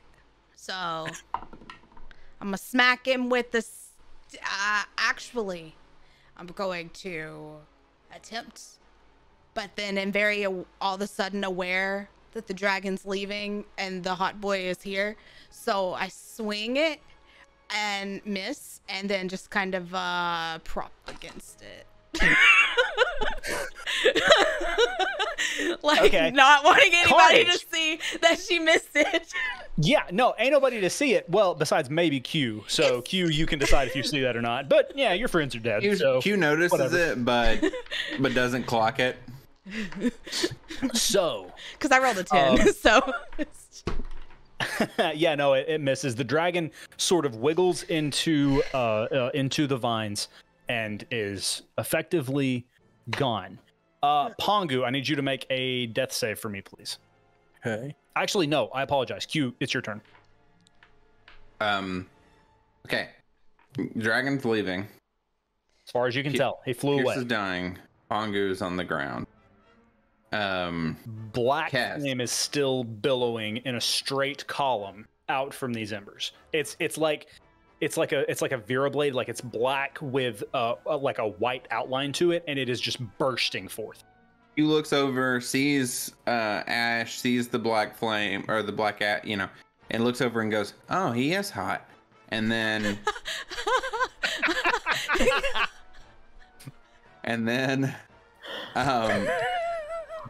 how does what can you describe Cass's appearance currently? Cass, go right ahead. She looks very. Do you mean She's leaning on a stick. She's leaning on it. She's leaning on. It's more like she tried to like lean on it cool, but now she's just like holding on to it, trying to catch her breath, trying to survey the area. I mean, Q is wondering what she like how she honestly looks health-wise. Yeah, she's on her last stick. Yes, literally leaning on the stick. It's all that's supporting her. Yeah, And how like far- blood streaming out of both of her nostrils. Like it's Yeah. rough. He looks over at Pierce, and what goes through Q's head is protect Cass. And he walks over and he just grabs her outer thigh and casts Cure Wound. Okay, roll that out.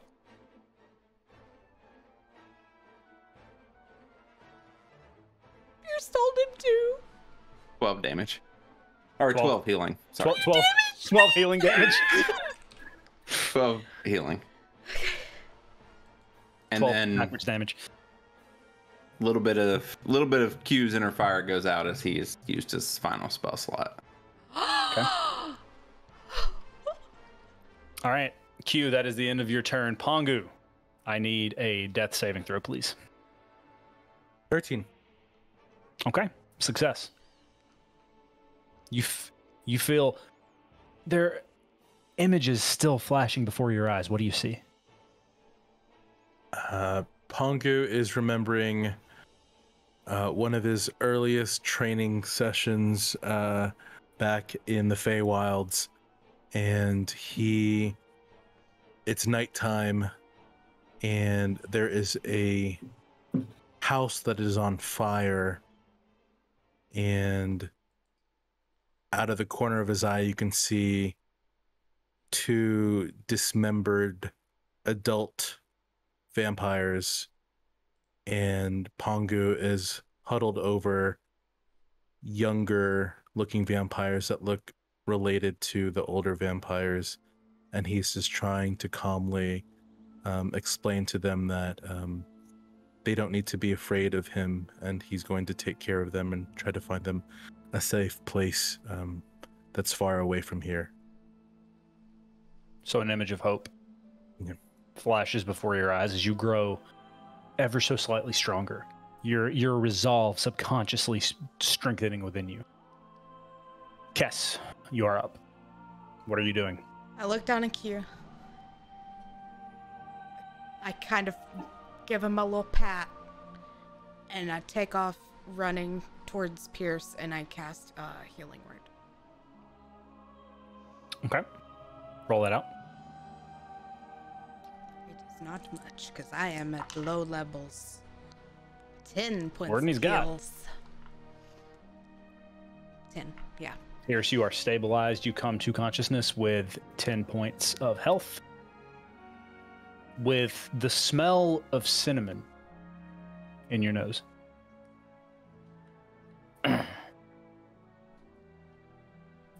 Pierce tries to move and it's not looking good. You've got But he rolls- broken ribs. You can just barely like roll over from the tail attacks. Every square inch of your body is sore. He rolls to his side and he like can finally like empty the blood out of his mouth and just lays on his side breathing. When you wake up, you are greeted by a column of black flame with a silver outline. And you see someone new leaning with his one hand into the fire, and he's gritting his teeth. And as you all look and see him with his hand in the fire, you see little legs of burnt skin, like little burning edges start to climb up his arm and onto his shoulder and up his neck. Pierce, it is now your turn. What are you doing? We're still in combat. Yes. Do I need to go back to Pierce. combat music? Yeah.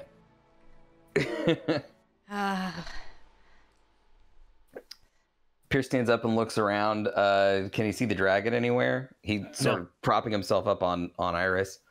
He climbs it, and he looks around and he sees Q over by Kess. He sees that Kess is okay. And he doesn't know what to do. He doesn't have anything else to do. Cass is beside you. Oh, you're okay. You're okay. Oh, that's right. She ran over. To you, yeah. Okay, then Pierce is just gonna ask her, "What do we do?" I don't know. I don't know. Run? He'll head start hobbling towards the door. Okay. You have you have your full move. You are prone, so you have 15 feet of movement. So yeah, Okay, I would say like you guys never really left the entrance, so you're able to leave, like make your way out of the chamber. All right. Q, you're up. Pongu, you're on deck. Q just looks with the most grief-stricken look at Pierce. Just upset that, he had felt that he was gonna have to make the choice between friends, and leans over to Pongu and grabs his shoulder and casts Spare the Dying. And Terrific. Pongu stabilizes because it's a cantrip. Mm-hmm. Doesn't heal him, It's a cantrip, though. Yeah. but it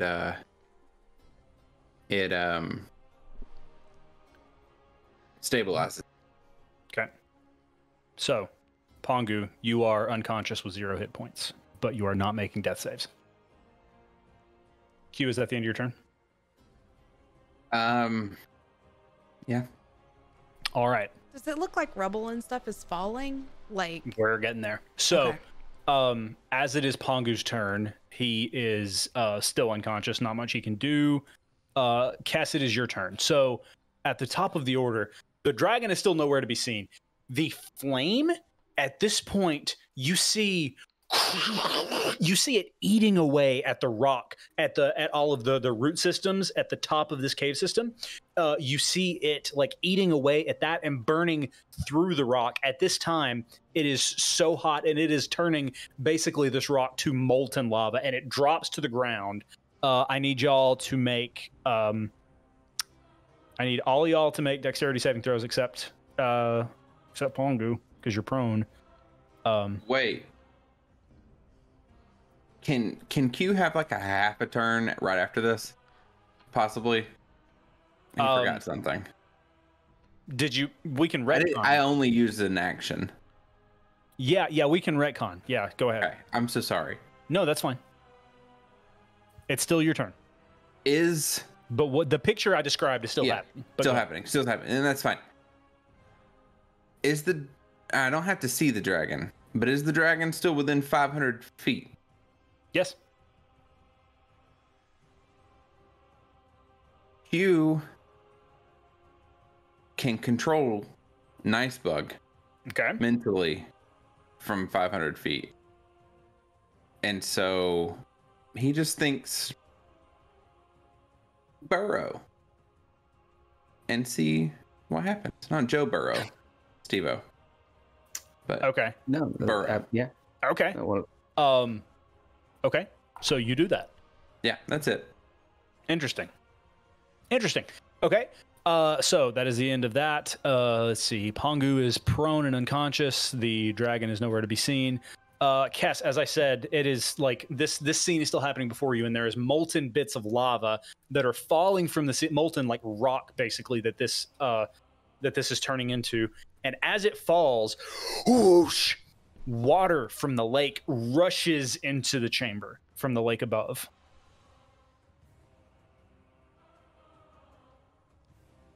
Is it my turn? Yes. I thought you needed us all to make dex saving throws. That's right. You did say that. Yes, I do need that. I apologize. Okay. It's a fairly low DC, so don't fret too much. I rolled a 15. Okay. 9. Okay. Pierce rolled 10. 10. I fail okay. it automatically. We're just gonna see how this works. Okay, so Pongu and Pierce, you're gonna take it ain't much. You're gonna take 5 points of fire damage. As like these rocks sort of slam into you. Maybe Pongu, wrong, but I think Pongu might take it. Like it's an automatic crit. Yeah. Yeah. Yeah, so that's a double Death save. death. Yeah. Oh, shit. Okay, here's the thing. You were conscious, or you were unconscious, but you were stable. So that's Just one? we're gonna call that just one. I mean, I'm all for gambling. It's not, you were conscious though, that's the thing. Okay. Or okay, you weren't conscious, but you were, so it's like, it's the way that it happened, it was just like, it wasn't falling directly on top of you, it was falling and scattering from the side. So it wasn't just an abundance. So I'm okay with calling it that way. So, Kess, it is your turn. The water is now flooding the chamber. Pongu is unconscious on the floor. What are you doing? Is there now an entrance out, or is it still There is like the sky? floor, you can see into the factory now. You can see into the factory that houses the lake. Okay. I have 1 5th level spell slot left. So.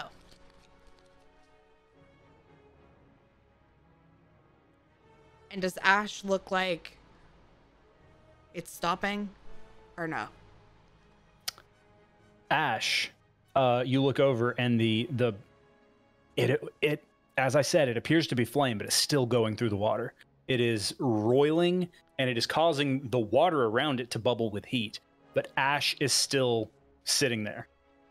It's like he's bolted to the ground and he's still holding his arm out.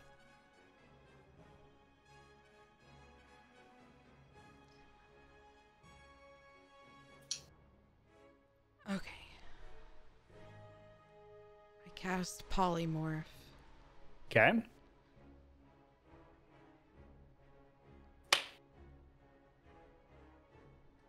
Into what? I turn Pierce into a giant eagle. Okay.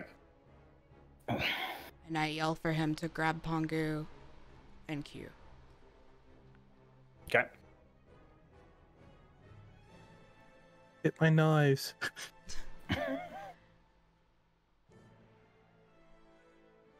Kess, you see... They were still under warranty. Kess, you see Ash look at you and nod. Okay. If I see that, then I will, like, help Pierce, like instruct him to grab Pongu with his talons, then I'll grab Q and we'll hop on. Okay. So, at that point, we're out of initiative order. Pierce, what are you doing? Pierce is going to it's a little awkward. He's never flown before. And so he sort of gets over to Pongu and scrapes a couple of times at the dirt to try to grab him. and makes him fail 2 more death saves. Oh my gosh. Skewering him. Oh White no, I light can't do flashes. that. Dang it. Should have used my bonus or my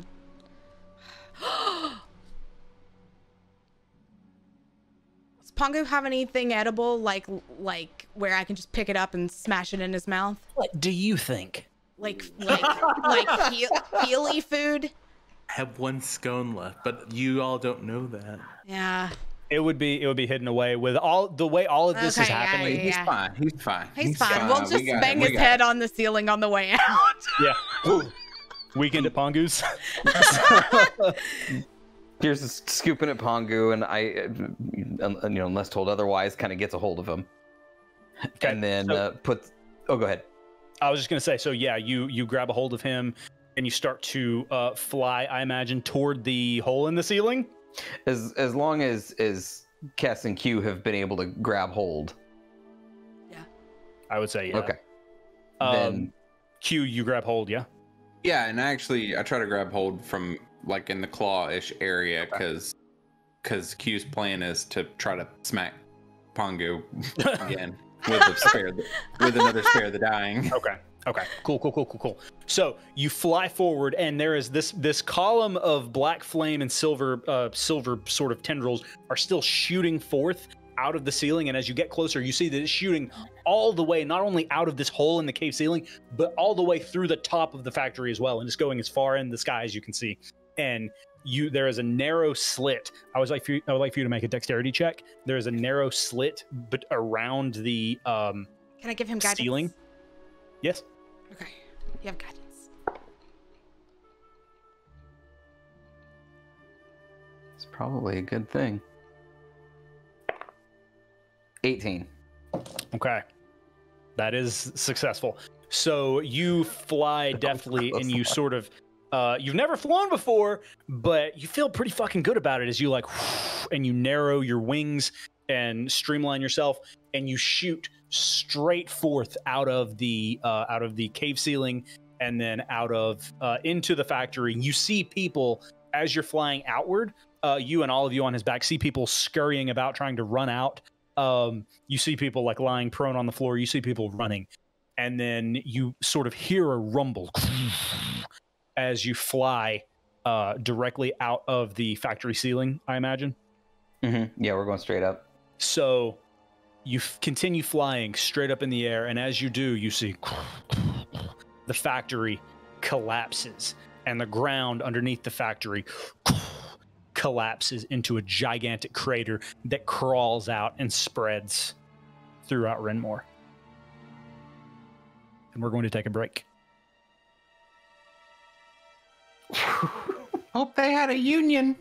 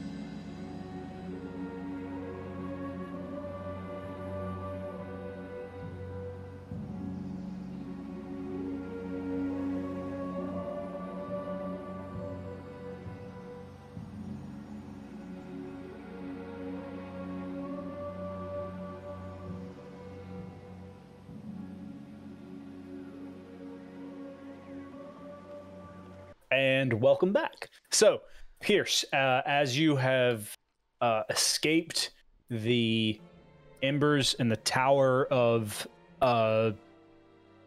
bizarre fire, leaving Kess's sexy, sexy, mysterious friend behind, and the pooling water in the chamber below, and you have all just seen this crater reach out to most of Renmore. What are you all doing? So Pierce is, as Bird Pierce, is going to try to find the first safest place to land. But he's tired, he's shitty at flying, and he also doesn't want to land on Pongu. So he kind of leans to the side and just sort of falls, like hits the ground and skids on the side where Cass and Q aren't, and just so that everybody can get off safely without him stamping on anybody. Are we just like in the Pongu, woods? in your unconsciousness, you have that weird sensation where you're like falling, you don't know why, but whereas usually you wake up, you don't from this one. You're still very unconscious. Are we just in the woods, or Yeah, I would say the place that you found to land is just it's a little rocky area on like a bluff that overlooks Renmore.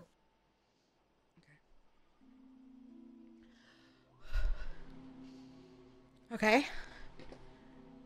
I go around and I cast Healing Word on Pongu. As soon as we land. Did I already do this once? Healing Word? He's still unconscious, right? Yeah. Okay.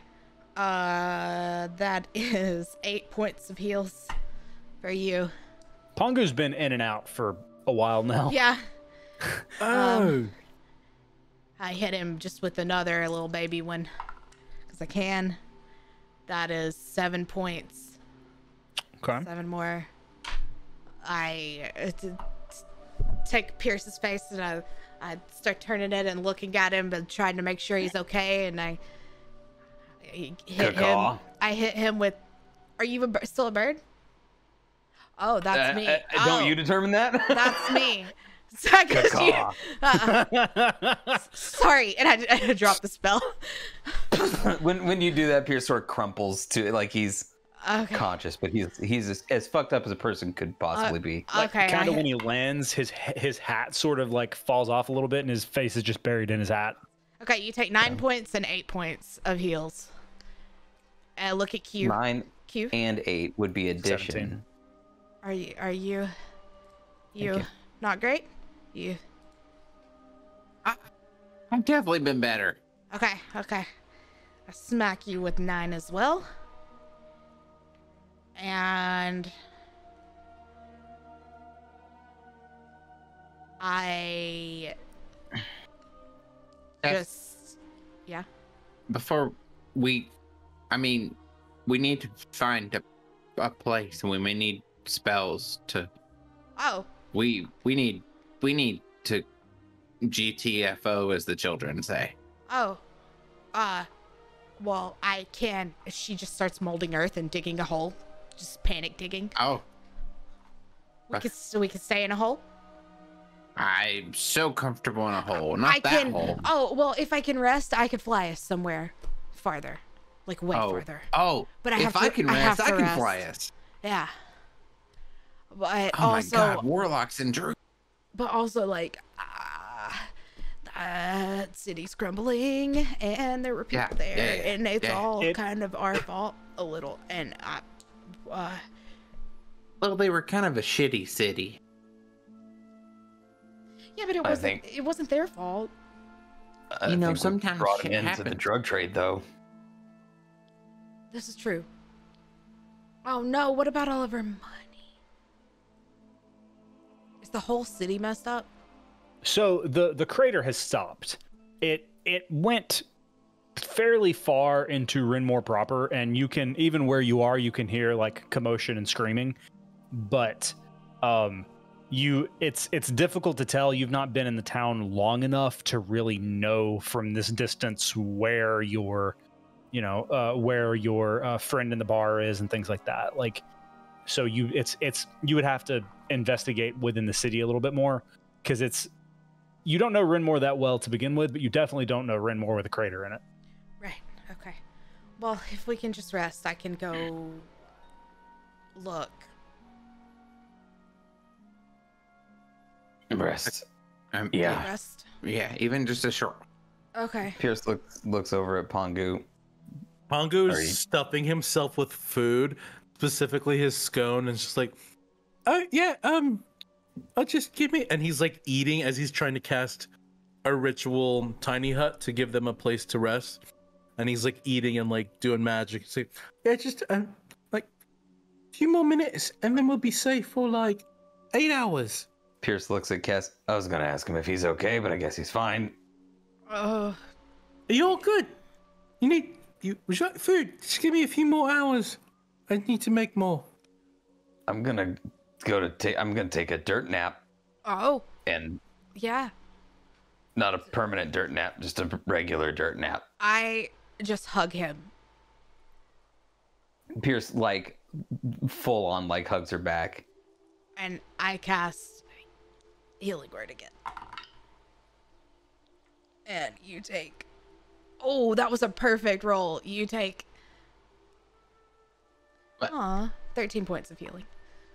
Even for perfect, it's not that much. He got hit with a dragon's tail a whole bunch of times. True. We can, wait. Short rest means we get to use hit die to heal. Yeah, it's more of an emotional thing, I think, at Okay. this point. So, When I Glory get over that the feeling, it's emotional healing. Pierce like crawls over to Q and like takes a look at him and gives him a hug too. You hugs back tighter than you've ever felt. Hi. I'm just glad Alright. you're okay. Yeah, it's gonna be okay. Did anyone pick up any of my knives? Pierce pats himself down. Nope, no knives. Fuck. Hey, can you do waffles for the morning? Yeah, they might be a bit lumpy. you stir with knives? It's a mix of tools. They were double-ended. There's Oh. knives, and then We can go back and look for them if you want. I kind of would like to go. Oh, you- we don't. Oh, the dragon's still there. We don't, yeah, but we don't want him to spend the entire rest of his life knives out, Yeah. I'm sure we can buy more. I can also send like an owl or something back home to Manavai. It's fine. Okay. Holy shit, Ash. I Yeah. met like a really good salesman one time that could hook you up with some knives. I That's it, I that's don't. just- Is he okay? He nodded at me. I turned you into an eagle. I was about to stay, but he kind of nodded for me to Did go. he not, as in like, for the love of God, help me before you leave? No, it was more like, for the love of God, leave, because I can't help you. So. Wait, what? Your friend was there? Oh. Yeah. Oh. Like in person? Oh yeah. I forget the event train and how. Okay, hold on. So you went down. I was like half dead most of the time. You went down, and then it was just me and the dragon. And then for some stupid dumb reason, I decided to grow a flower. Because I And he panicked. showed up. Yeah. Just He- like that. He showed up. He was not a bird. He was not a snake. He was not a cat. And Well, he said, this is not how I pictured this, or something like that, or this is not how I imagined. And he took off running, and he stuck his hand in the embers. And then that's whenever the dragon went away, and then we started. Q healed me, or I healed Q. Q healed me. Why did you heal me? You were supposed to heal them, and then I healed you, and then we left. Why'd the dragon run away when Ash put his arms in the ember? Pongu, Probably. as you're having this conversation, you look and there's still just a giant column of black flame reaching into the heavens. Oh, that's him. That's That's him. Like right now. I think he's still down there doing that. It disappears. Oh, he's done. Well, Oh, I guess if he wanted to kill us, that would have been his opportunity. So maybe I'm starting to think that maybe you're right. Maybe he is a help. Oh, yeah. Well, It is good to know. For sure. yeah. Like, I mean, faith is good. Do you think he's okay though? Well, But- he's a Titan. He's fine. Is he fine? I don't know. Is this faith? Probably didn't. I don't think this is faith. Did I we mean, even learn anything after all No, that? I'm saying that, like, trusting in someone implicitly, even though they've never really proven that they are 100% trustworthy and won't kill you, is, you know, because, like, sometimes you know someone, or you think you know someone, and they turn out to not be your mom. I mean, or the person that you think they are. Yeah. Yeah. See, you and I have, we do that, and it's not that great, where we trust somebody that then might, you know, be not great. But Pierce, sometimes though, it works out, doesn't. and I'm glad that it. Yeah. Oh, yeah. Anyways, I trust everyone. yeah, Pongu. Yeah. Thanks for It's trying kind to of talk a- to the dragon at first. It's a. I It's think a. that would have it's a worked. spectrum. It's like Pierce trusts nobody, me and you are in the middle, and I trust people that suck, and you trust people that turn out to be good, and then Pongu trusts everybody regardless. It's like we're all on this cool spectrum of people. Pierce and I are, well, I think, oh, yeah, I really got the shit into that deal, so I have blankets in my bag that I had taken from Mardosta. I'm just gonna put one over Pierce taking his dirt nap if he's still sitting on the ground. Yeah. He's gonna lean over. He's gonna start to go to sleep, but before he does, he's gonna go, Q, come here. Eh? And like as quietly as he possibly can. He doesn't want Pongu or Kes to hear this. He's gonna try and whisper it to Q before he falls asleep. Can Oh, I still hear it though? You might have to stealth check. Yeah, make a stealth. Q. I will say that Q is What's the like stealth version of also resting, Still so he's gonna just kind of like lay down on Pierce, like Right. lay down against Pierce. Yeah. On his shoulder, yeah. so Pierce has advantage on stealth. Trying to beat her passive. So it's a 22. My passive's 23, so I still hear it. Yeah, she still Okay. hears. But you don't know that. I don't know that. Pierce lays down and he calls Q over, and Q comes like curls up or whatever, however Q sleeps when he's No, that's purposefully exactly right. sleeping, like in front of Pierce. And Pierce says, "Always choose guess."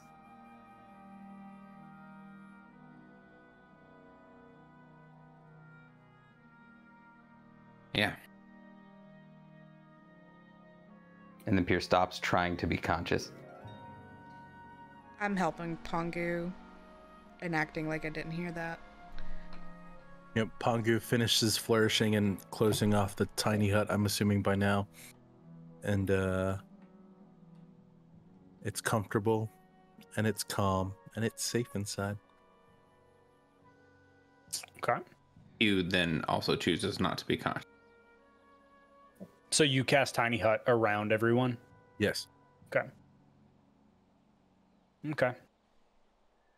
So And I allow Nice Bug if Nice Bug returns. Oh, just before Q loses consciousness, Q tries to think if Nice Bug is extant in his 500 feet, which is actually would be a very, very scary thought. So, Nice Bug is not within 500 feet. Yeah. As a matter of fact, before the tiny hut is closed off, you all see off in the distance the dragon flying away from Renmore. Yeah. Almost as How- if he's escaping. Hope that doesn't come back to bite me in the ass. So Tiny Hut closes off. And are you guys taking a short rest or a long rest? Up to you all. It's good for 8 hours. Cass is.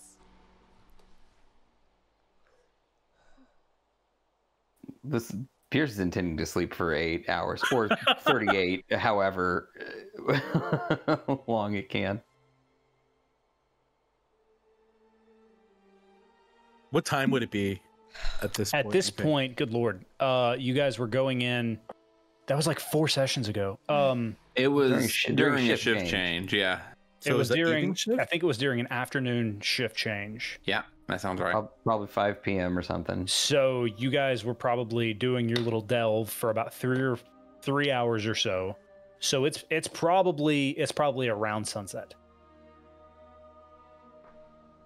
We'll say that it's sunset. Oh, so they work like 7 to 3.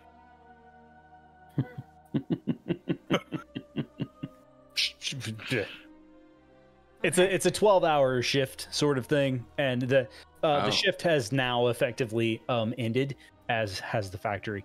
But You just got one guy still working right on the edge. Hey, where you guys going, huh? It's the Stan Lee cameo. Yeah. Like he just like has headphones on and is just doing something. Exactly. Time to clock out. You just see Okay.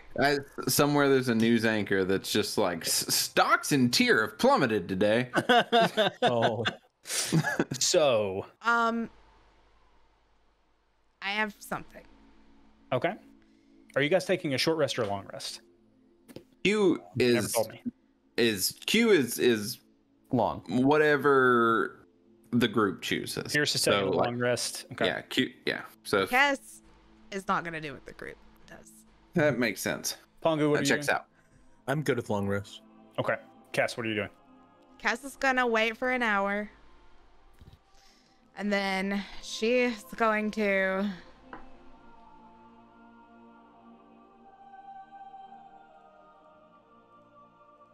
get her wild shapes back and go fly over the crater and the rubble and scout and try to go back down in there where the dragon was. Okay. So, Stealthily. Yeah, does anybody notice or leave? Maybe someone with the passive perception better than Dan. what is everybody's passive? Let's see. Pongu, yours is 17. Kess, can I get you to make a stealth check?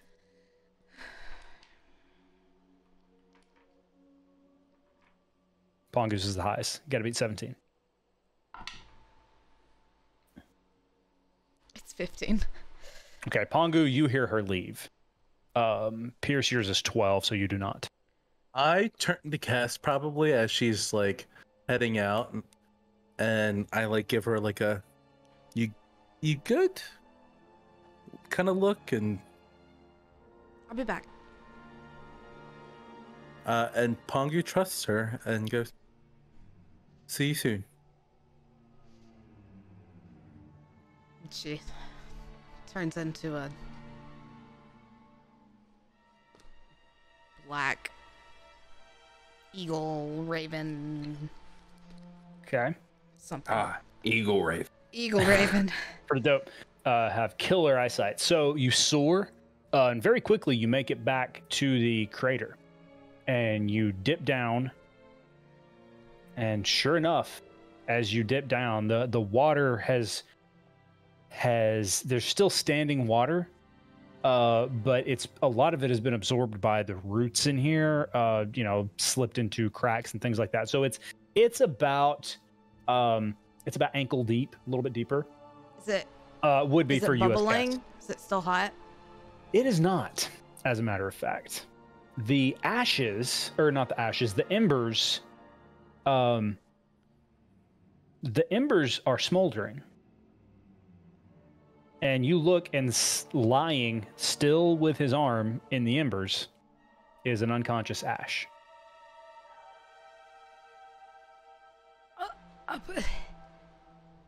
Unconscious? Mm-hmm. Not dead? You can make a medicine check, I but would he's like not moving. to medicine check the heck out of him. Yeah.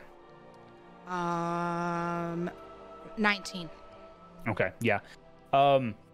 You're not sure. Like at first, you're not sure about like physiology. How is he built? Is he different? But you can like he's breathing.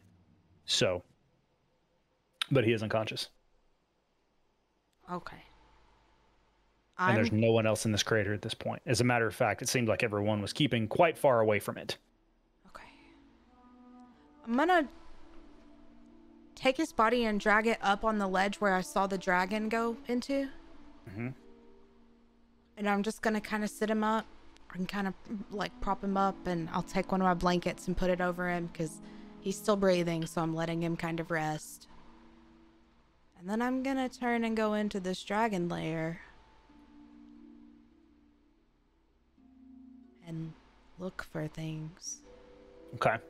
So around the like behind the vines, which are now basically cooked from the heat of the fire, it's just a ledge that wraps around that was obscured by these vines. There doesn't appear to be any sort of dragon treasure. There's no actual hole. No. Well, he was the worst dragon ever. What kind of dragon are you if you don't even hoard something? She's just talking to herself now. Okay, so do I take you up there? Do you still have to stay here? Do you need heals? I don't have any more. Can you heal a Titan? Probably not.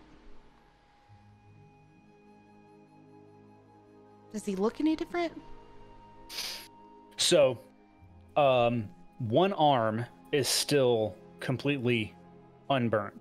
The first time you saw him, he had like his skin seemed to be burnt, crawling all the way up his arms and like up his neck and his torso and things. But one arm seems to have gotten that back, like sort of black, like he stuck his arm in fire and it just sort of like crawled up his arm and up the side of his neck.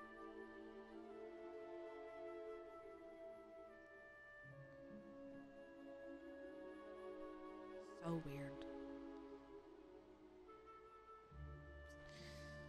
And about that time, you hear, "Ugh." And he comes to.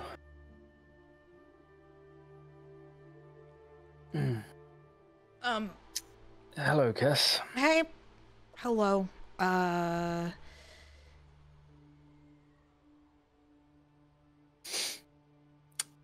was interesting, wasn't it? There's a giant thing in the sky, and you stuck your hand in it. Uh-huh. We all almost died. There was a dragon. It's gone now. Yes, I saw it all. I've not got much strength at the moment, but I feel like I owe your friends a bit of an apology. Okay.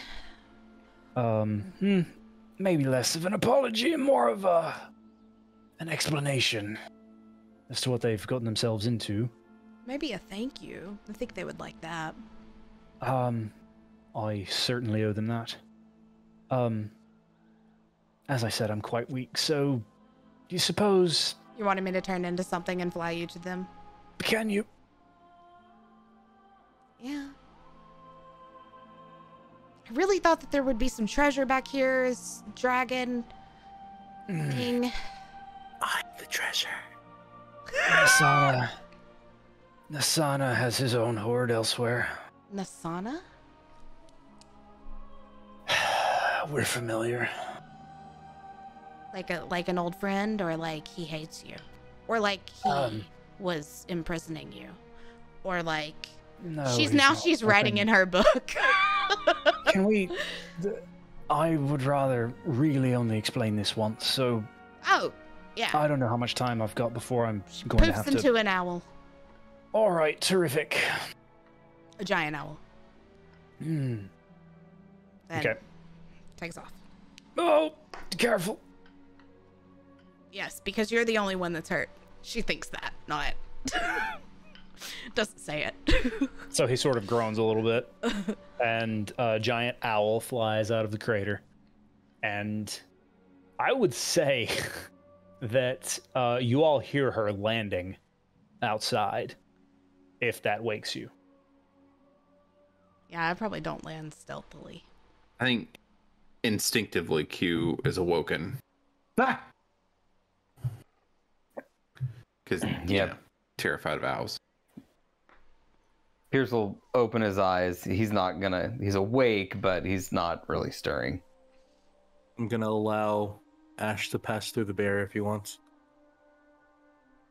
Okay, so yeah, you would see this, Pongu, and you see Q, you and Pierce see Kess and Ash enter. Again, Ash with a burn crawling up his arm. He's holding a rib as he enters. Oh, hi. Was that an oi or a hi? It's a hi. Oh. I think it was a little bit of both. Yeah, it was guttural. It's everything hurts. Did we do good or did we do bad? You did wonderful.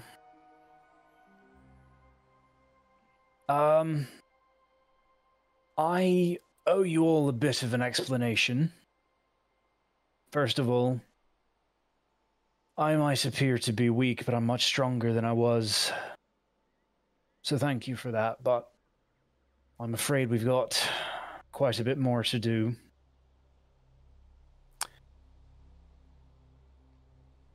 By now you've all heard of the Emerald Flame. We're A couple familiar. times. Yeah. He kind of sighs a little bit.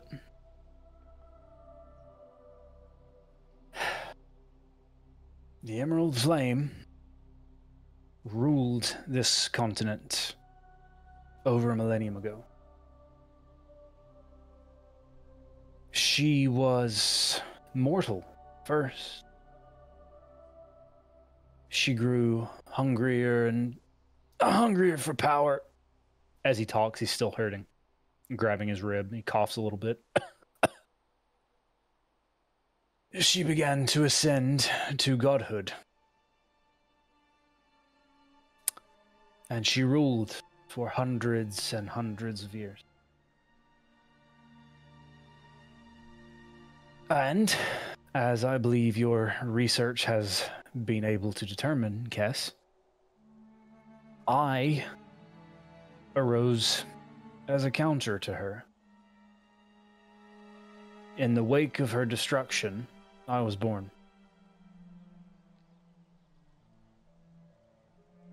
Nature and divinity has a funny way of balancing itself out.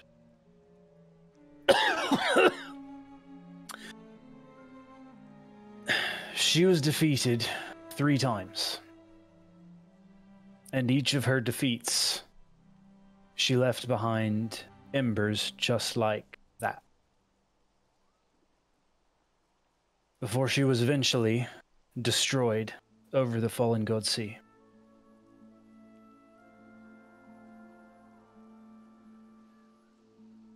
I have to do that at all 3 of those sites if we're to have any hope. Because she's returning. Someone has rekindled the flame. Which is why I reawakened. I'm like at his side, like kind of sort of holding him up as he coughs. So and stuff. was that one of 3 or are there 3 left? That was one of 3. Okay. Where are the What- other 2? There is one in the northwest of the continent. I believe it's called Navira now. Oh, yeah, we've heard of it. I look at Pierce. And her final defeat was In the Fallen God Sea. In it? He looks to you, Pongu. And I believe you're familiar with that one. You have to go back on a boat. Do you not like boats? What do you... Well, hold on. Why is Pongu... What are you Hang on. familiar with? Yeah.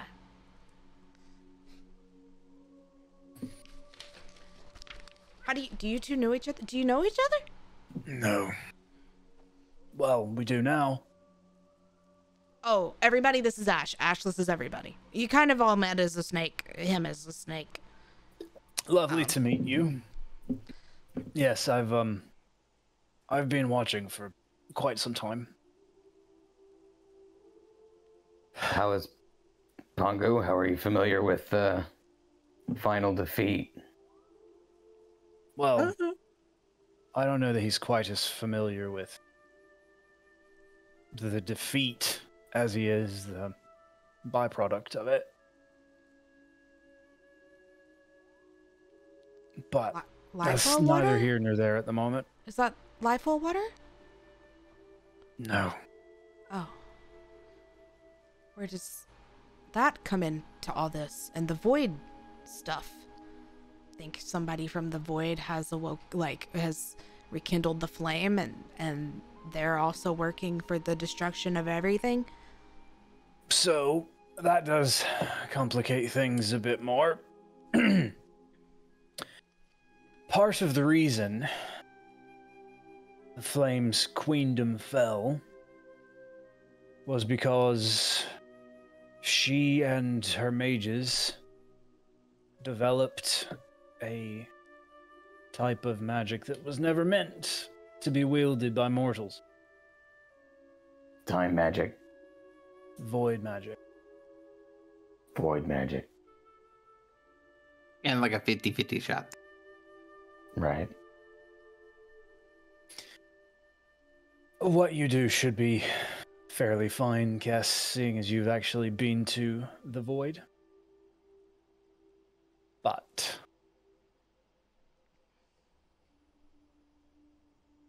it has quite an adverse effect on those that use it and those that are around it. Wait a minute. Augustus's student, Yeah. She was using it nearly killed her. Is that going to happen to Kess?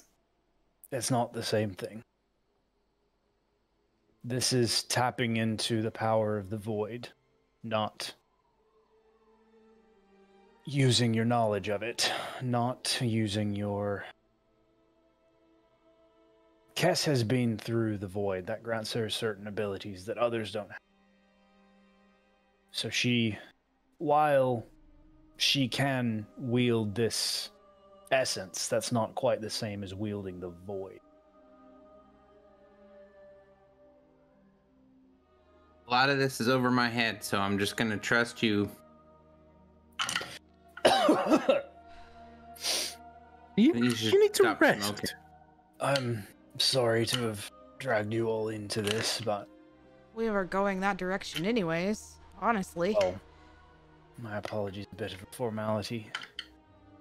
Hey, Oh. hi, Q. Hello. Long time listener, first time speaker. Do you know, this is a lot. I'm trying to process a lot of this, so I'm just gonna get the brass tacks. You're not the first fire-based or smoke-based or shadow-based person I've talked to, and I'm a little worried about your connection to these people. Given all you've been through, Q, I can't say that I blame you for your apprehension, but Do you know? We'll start with the positive ones, but Kurt, she goes by Curdy, and she's also hot. the daughter of the flame, how could I forget? Yes, her mother is not my mother. Yeah, I know that was a bit complicated for you. I'm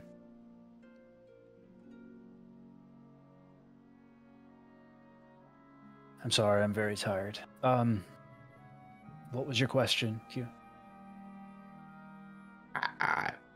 You know, I'm also very tired, but don't let that distract you from how confused I am. Oh, but of course. I think he's wanting to know if you know her or if you know Skoogamore. Was Skoogamore a byproduct of defeat? I was trying to work into Skoogamore, but yes, essentially, I'm trying to figure out if you have any idea who Skoogamore is, whether or not she's going to try to kill Cass or me or Cass. I'm fine. Skoogamore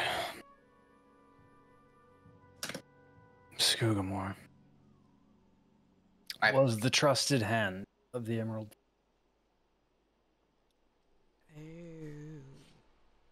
The shadow that she cast. See, I knew, like Cass, it's Duke dances like this on the cave walls, lights cast shadows. That goes way back. That's some ancient Kobold history shit. So,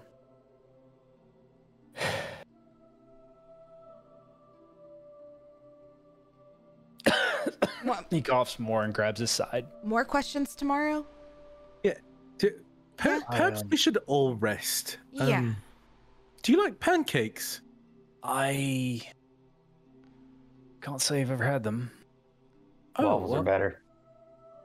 You just said you wanted Okay. I will make pancakes and waffles in the morning. And yeah, options. Waffles, they have the little cups you can hold. They hold the butter and the syrup better than the pancakes that everything just slides right off of. Oh yeah, the little square. Yeah, that's true. Waffles are better. Yeah, you might have to use your hands. So I ran out of utensils. I give Ash a blanket. I don't think that's quite going to be a problem, but he kind of grabs the blanket a little bit, but you can tell that his hands are just, it's like he's so exhausted that he can't even operate his fingers. Okay, then I wrap it around his back and stuff. And he feels like around him you smell burning flesh. I lean over. Pongu, do you have any scones? It's not going to help me, but thank you for asking. Oh. It's just for later. It's fine. Need a little midnight snack, yeah? Thank you all. I may be created in the ashes of those that the flame killed. But without you... And he sort of trails off. And as he falls asleep, the blanket falls to the ground and he disappears. And that's where we're going to end tonight's session. My hot boy. Good session, guys. Damn. Ain't that always the way? They just disappear. You get ghosted. You just I got ghosted. Straight up ghosted. Guys, thank you all for joining us for session 41 of the Secret Adventure Society. Our next live session will be, well, live. Again, we are pre-recording, but our next stream session will be on February 16th, if my math is correct. In the meantime, we hope to see you all there. Thank you so much. Please take care of yourselves. Meeting adjourned. Love you. Bye.